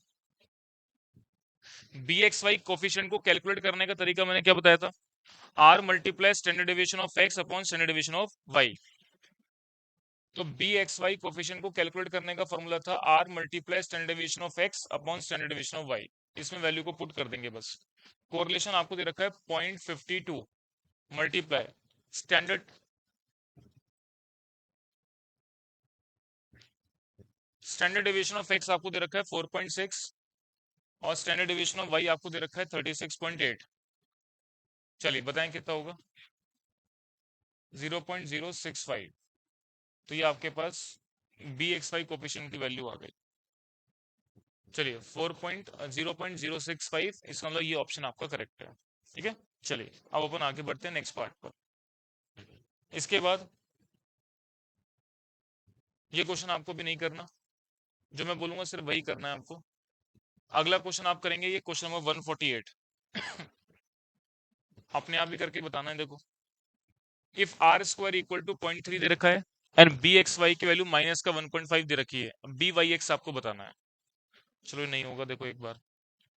आर बराबर होगा, कैसे निकालते हैं, b x y multiply b y x करके निकालते हैं, ठीक है। अब मैंने क्या करा, बोथ साइड स्क्वायर कर दिया। बोथ साइड स्क्वायर करोगे तो आर स्क्वायर बराबर क्या हो जाएगा, बी एक्स वाई मल्टीप्लाई क्या हो जाएगा, बी वाई एक्स। ये बात समझ आ गई भाई। आर कोरिलेशन की वैल्यू को रिग्रेशन इक्वेशंस के अंदर मैंने आपको बताया था, दोनों कोफिशिएंट्स को मल्टीप्लाई करके रूट करेंगे तो कोरिलेशन की वैल्यू आती है। मैंने क्या करा, बोथ साइड स्क्वायर किया, इधर भी स्क्वायर कर दिया, इधर स्क्वायर करने से रूट आपका कैंसिल हो गया। अब आर स्क्वायर की वैल्यू सवाल में गिवन है क्या, 0.3, तो मैंने ये लिख दी। बी एक्स वाई कोफिशिएंट की वैल्यू सवाल में गिवन है आपको कितनी, माइनस का 1.5, तो बी वाई एक्स निकालना है। तो ये हो गया माइनस का 1.5 मल्टीप्लाई बी वाई एक्स निकालना है। तो ये जो है पूरा मैं डिवाइड में लेके आ जाऊंगा, तो 0.3 डिवाइड बाय माइनस का 1.5 equal to b y x. तो बताओ बी वाई एक्स कितना आ रहा है, 0.2 आ रहा है। चलिए, तो बी वाई एक्स कोफिशिएंट की वैल्यू जो है आपके लिए आ गई माइनस का 0.2, मतलब बी ऑप्शन आपका करेक्ट है। ये बात मेरी क्लियर हो गई आपको। चलिए,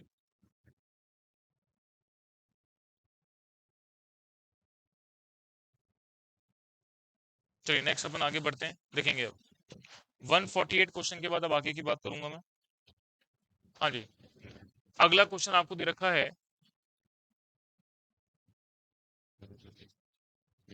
ये भी हो जाएगा, देखेंगे 149। अब देखो आपको करना है खुद ही, कैसे बोलते हैं, एक रिग्रेशन एनालिसिस के थ्रू सिग्मा एक्स वाई आपको दे रखा है, sigma x into sigma Y की वैल्यू दे रखी है, सिग्मा एक्स स्क्वायर दे रखा है, सिग्मा एक्स दे रखा है, और नंबर ऑफ आइटम्स एन की वैल्यू 5 दे रखी है, तो बी वाई एक्स की वैल्यू निकालनी है। क्या आप बता सकते हो कैसे निकालोगे? मैंने रिग्रेशन कोफिशिएंट्स यानी b x y b y x की वैल्यू को कैलकुलेट करने को लेके कुछ बातें बताई थी। अगर इंडिविजुअल सीरीज दे रखी है तो फॉर्मूला बताया था मैंने कुछ ऐसा, चलो भूल गए अपन, है ना। तो कायदे में क्या होना चाहिए, एक रिवीजन होना चाहिए, उसके बाद वो चीजें होनी चाहिए। चलो कोई बात नहीं। देखिए बी एक्स वाई, आपका रिवीजन मैराथन क्लास कब से शुरू हो रहा है पता है क्या आपको? 14 अक्टूबर से ना।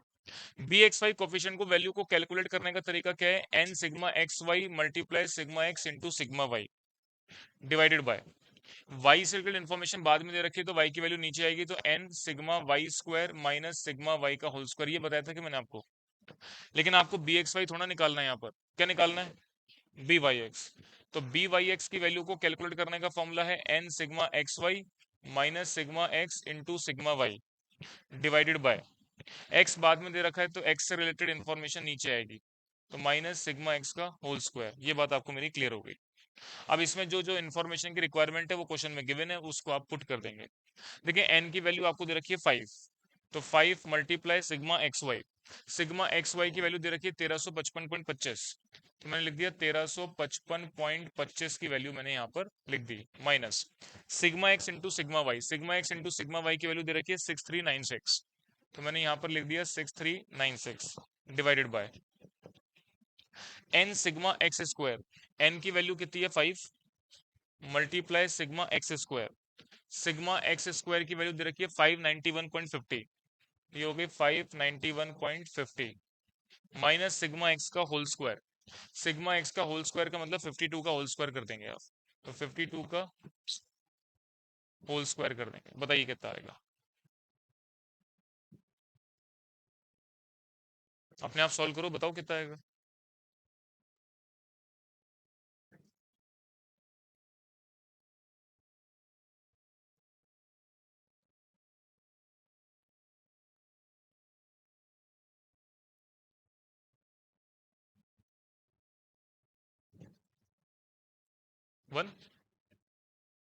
1150। आपका आंसर देखो इसमें से मैच होना चाहिए। आप निकाल रहे हैं बी वाई एक्स कोफिशिएंट की वैल्यू निकाल रहे हैं 1.5। 1.5 देख लेंगे एक बार।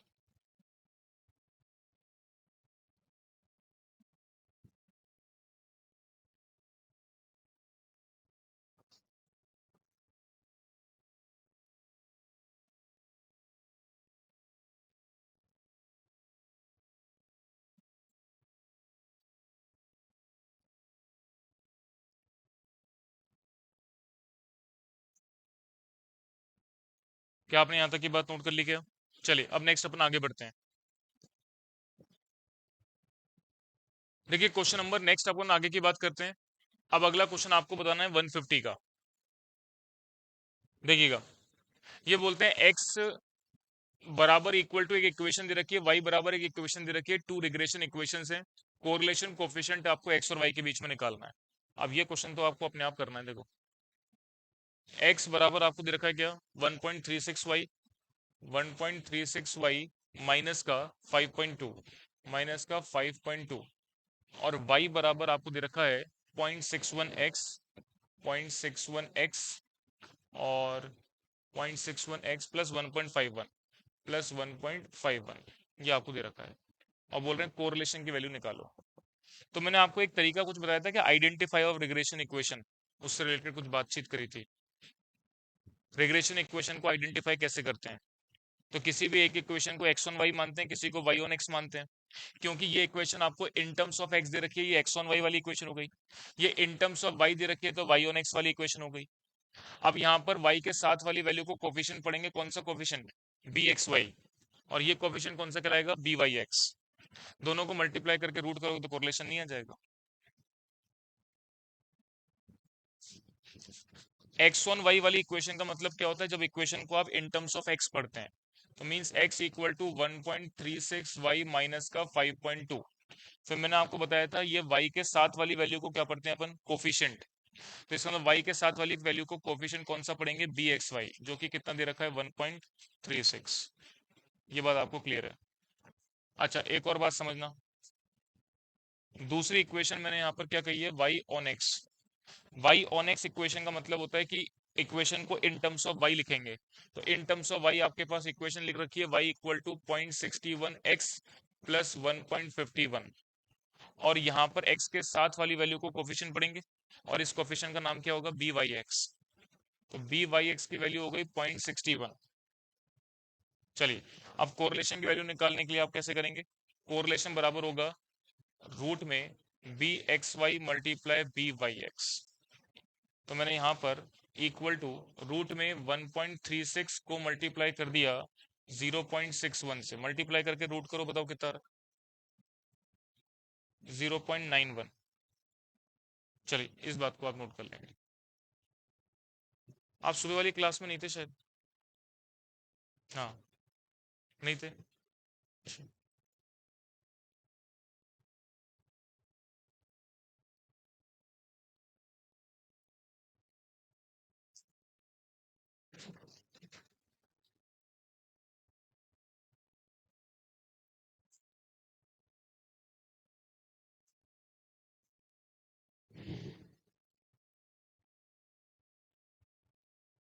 क्या आपको मेरी ये बातचीत क्लियर होगी? चलिए अब अपन आगे बढ़ेंगे नेक्स्ट पार्ट पर। हाँ जी, देखेंगे नेक्स्ट।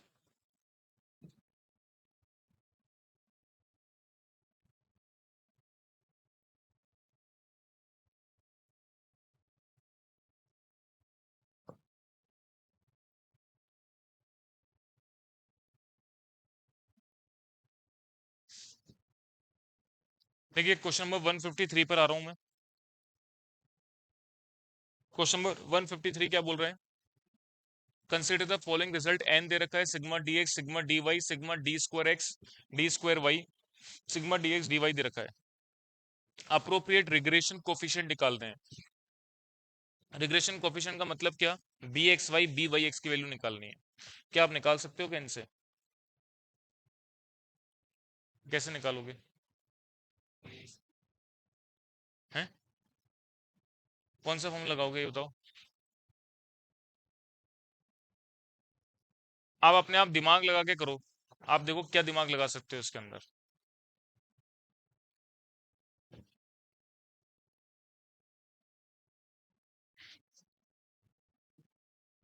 आसान नहीं है, दिमाग लगाओ। कैसे आपके पास अवेलेबल इंफॉर्मेशन है और कैसे हम b x y b y x की वैल्यू निकाल सकते हैं। जो फॉर्मूला मैंने बताया था उसमें जो फॉर्मूले में पुट करने वाली वैल्यूज हैं वो तो दे नहीं रखी इसमें, है ना? तो कैसे निकालोगे इसको? कुछ भी दिमाग जितना भी लगा सकते हो लगाने का प्रयास करो। वैसे देखो कायदे में मैं क्या काम करता हूँ, जब आपका रिवीजन क्लासेस कराता हूँ तो मैं कैसे कराता हूँ। जैसे मान लीजिए मैंने कोरिलेशन का रिवीजन कराया, तो कोरिलेशन आपके दिमाग में सेट हुआ, फिर जितने भी एमसीक्यू मॉड्यूल के अंदर मैंने दे रखे हैं वो सारे करा दूंगा मैं, है ना? तो आपका दिमाग फिर कोरिलेशन कोरिलेशन में चलेगा। अरे भाई बातें थोड़ा करनी है अपने को। अपने आप दिमाग लगाओ, खुद से सोचो कैसे कर सकते हैं अपन। आप पीछे से अपना देख भी सकते हैं जो भी मैंने आपको पढ़ाया हुआ है रिग्रेशन के बारे में, है ना? अपने आप दिमाग लगा के सोचो, करके बताओ।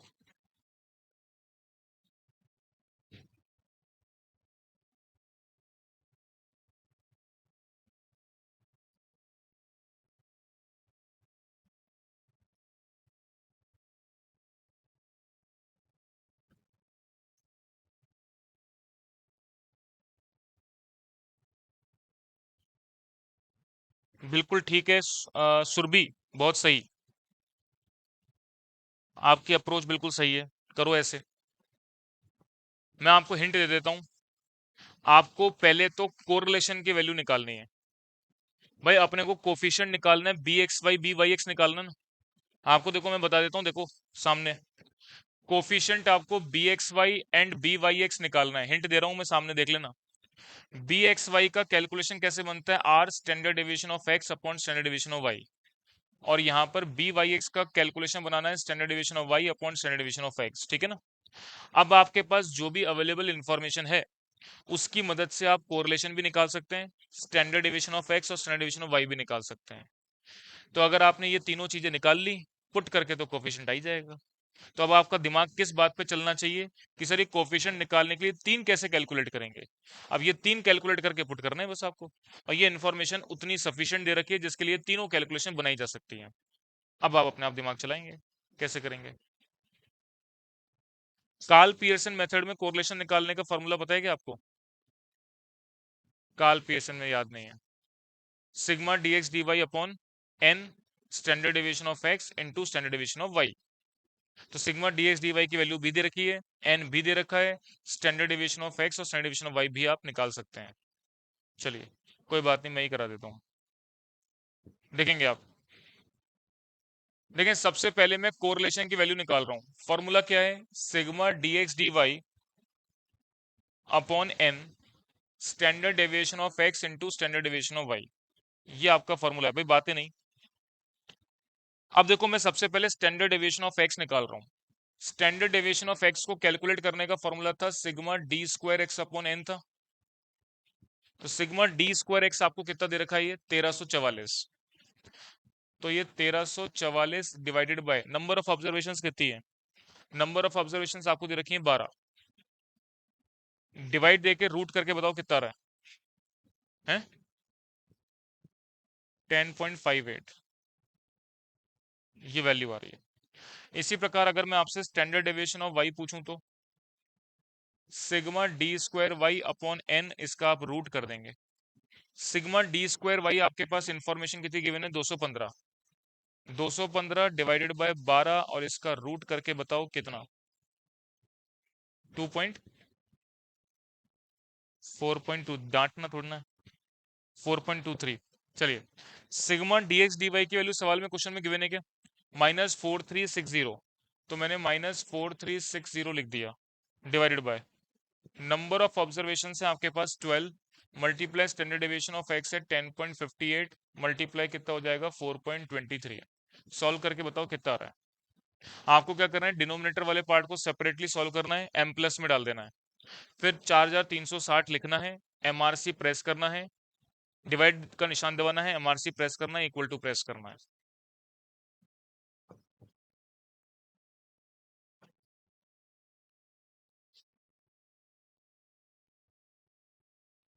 माइनस का 7 पॉइंट। क्या कोरिलेशन की वैल्यू -1 से +1 के बीच में आती है, उससे ज्यादा आती है? बीच में आती है। तो 7 पॉइंट आ रही है तो मतलब गड़बड़ हो रखा है। देखो एक बार, यही आ रहा है क्या? 8 पॉइंट बना दो।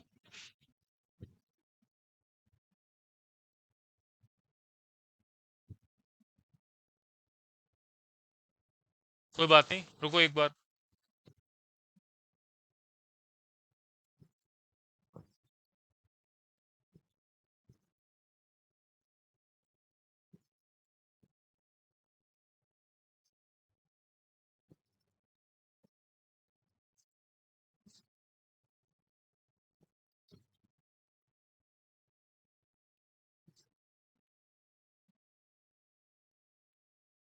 8.11 आ रही है ना? कोई बात नहीं।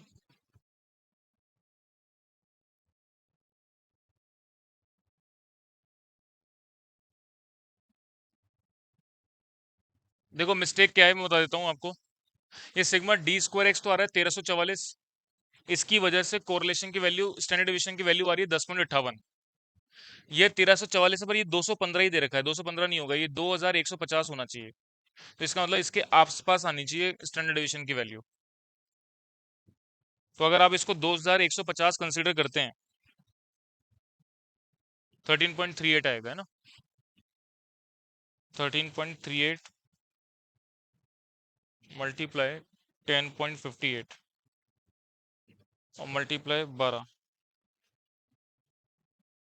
अब 4360 डिवाइड बाय समथिंग वैल्यू, तो भी नहीं आ रही।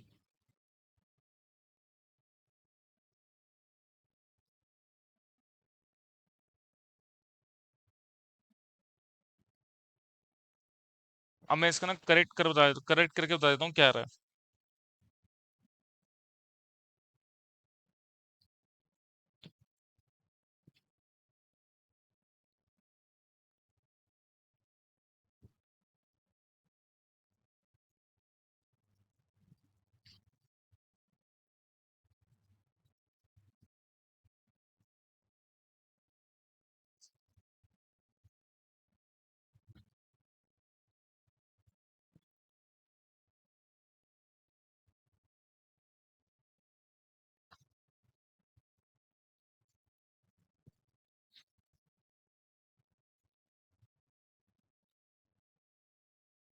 रुक तो जाओ, मतलब समझ ही नहीं है अकल।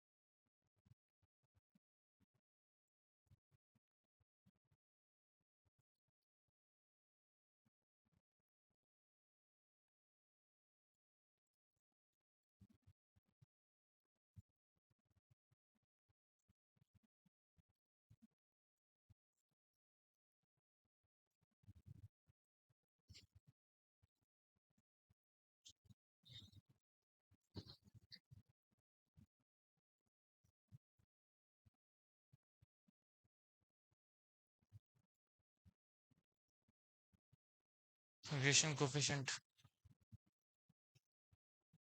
हो ही नहीं सकता है, -3.244 आ जाएगा। तो आर की वैल्यू नहीं पता, स्टैंडर्ड ऑफ एक्स भी नहीं पता, स्टैंडर्ड ऑफ वाई भी नहीं पता, -3.244, 3.244,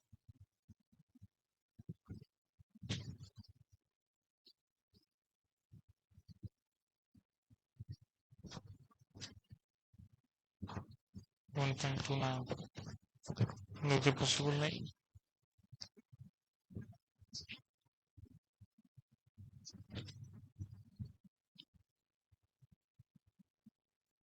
कोई और तरीका नहीं है। होल्ड करो आप, इसमें गड़बड़ है और वो गड़बड़ क्या है वो ढूंढनी पड़ेगी।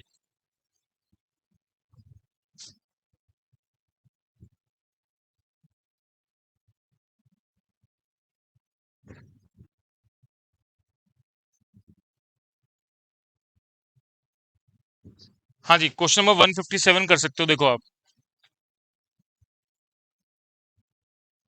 157 क्या बोलता है? एक एनालिसिस है टू रिग्रेशन इक्वेशन के बीच में, और इसमें बोलता है x and y, then x and y the mean of the series x bar Y bar respectively. तो यानी कि आपको एक्स बार वाई बार आपको जो है वो कैलकुलेट करके बताना है। तो ये दो इक्वेशन दे रखी है, 8x minus 10y plus 66 equal to 0 और 40x minus 18y minus 214 equal to 0। X bar Y bar कैसे निकालते हो आप? दोनों इक्वेशन को आपस में सॉल्व करोगे, एक्स और वाई की वैल्यू निकालोगे, वही एक्स बार वाई बार कहलाएगी। तो इसका मतलब इस क्वेश्चन में क्या एक्स बार वाई बार निकाली जा सकती है क्या? करके बताओ कितना आ रहा है। दोनों इक्वेशन को सॉल्व करो, एक्स और वाई की वैल्यू निकाल करके बताओ कैसे निकालोगे।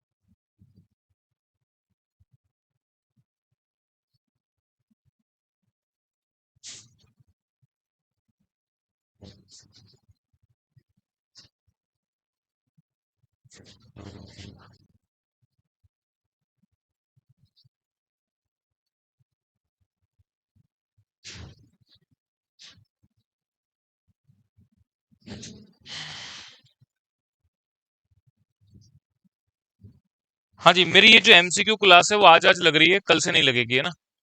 क्योंकि इसका कोई फायदा नहीं है। तो अब अल्टीमेटली जो है, क्या कह रहे हो? 17 17 आ रहा है। इस एक ही जने का आंसर है, बाकी लोग 17 17 आ रहा है। दोनों इक्वेशन को सॉल्व करके एक्स और वाई की वैल्यू निकालनी है आपको, तो बस।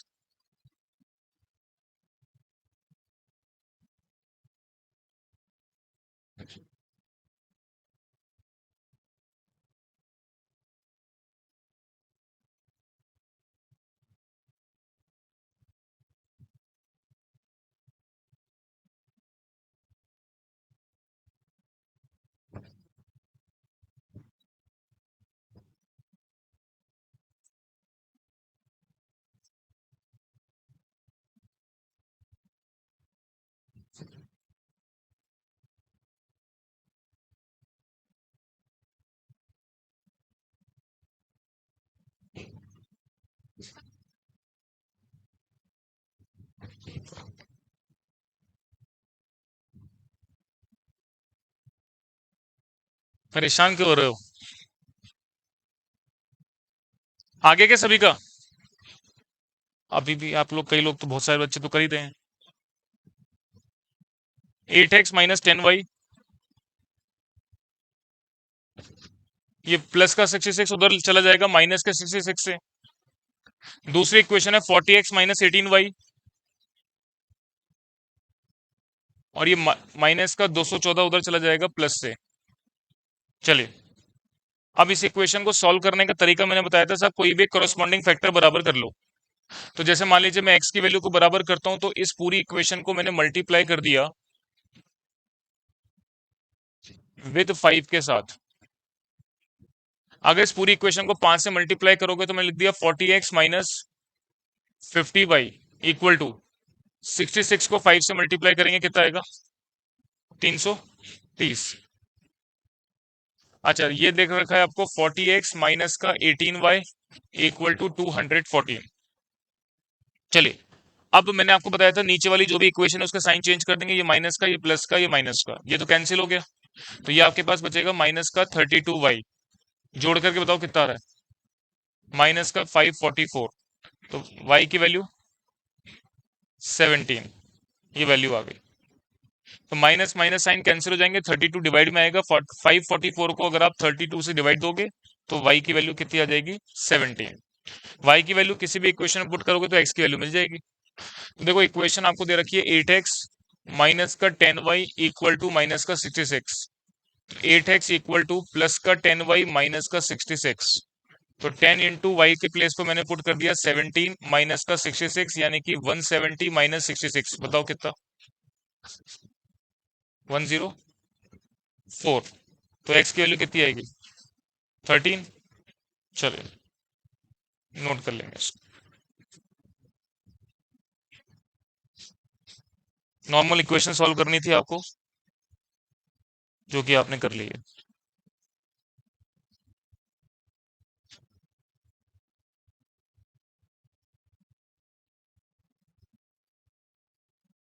हाँ जी, सभी को बात क्लियर होगी कि ये वाली 17 वालों को क्लियर है? चलिए अब देखें आगे की बात।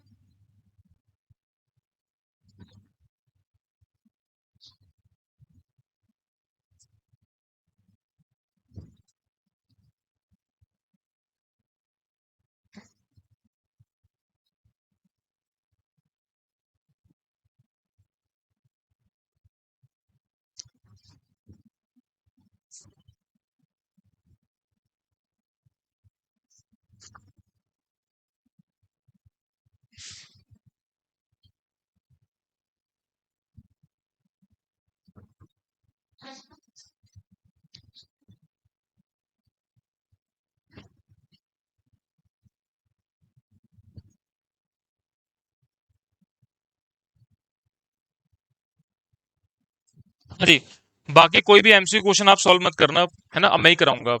ठीक है ना? अब देखो, अब कल से एमसीक्यू क्वेश्चन की क्लास मेरी नहीं लगेगी। अब क्या होगा वो समझ लेना कि 14 अक्टूबर से जो अपना रिवीजन मैराथन क्लास शुरू होगी। सुनो एक बार ध्यान से मैं क्या बात कर रहा हूँ। हाँ जी, रिवीजन मैराथन क्लासेस मेरी टॉपिक वाइज चलेंगी। तो जैसे मान लीजिए रेशियो प्रोपोर्शन के टॉपिक को लेकर के मैंने उसको रिवीजन कराया, फिर उससे रिलेटेड जितने भी एमसीक्यू मैंने अपनी बुक में दे रखे हैं वो सारे सॉल्व कराऊंगा। और चैप्टर वाइज इसके अंदर जो क्वेश्चंस हैं वो भी सीक्वेंस वाइज दे रखे हैं। मतलब पहले आप देखोगे रेशियो प्रोपोर्शन के हैं, फिर इंटरेस्ट कैलकुलेशन के हैं, फिर एपीजीपी के हैं, फिर सेट थ्योरी के हैं, फिर परमुटेशन कॉम्बिनेशन सीक्वेंस वाइज हैं। तो अकॉर्डिंगली इसको भी मैं लेता हुआ चलूंगा, सारी चीजें कराता चलूंगा। ठीक है ना? तो मेरी कल से कोई एमसीक्यू क्लास नहीं लगेगी, अब रिवीजन के साथ ही सब कुछ होगा। ठीक है ना? नहीं, अभी बाकी क्लास जो भी होगी वो आपको इन्फॉर्मेशन आ जाएगी। क्या बात कर हैं? अभी जो है इन्फॉर्मेशन आएगी, मैं बोल दूंगा ऊपर। हाँ भाई, आपका तो कोर्स ही नहीं हुआ, हो गया क्या कोर्स आपका? तो फिर आपकी तो क्लास लगेगी। चलो।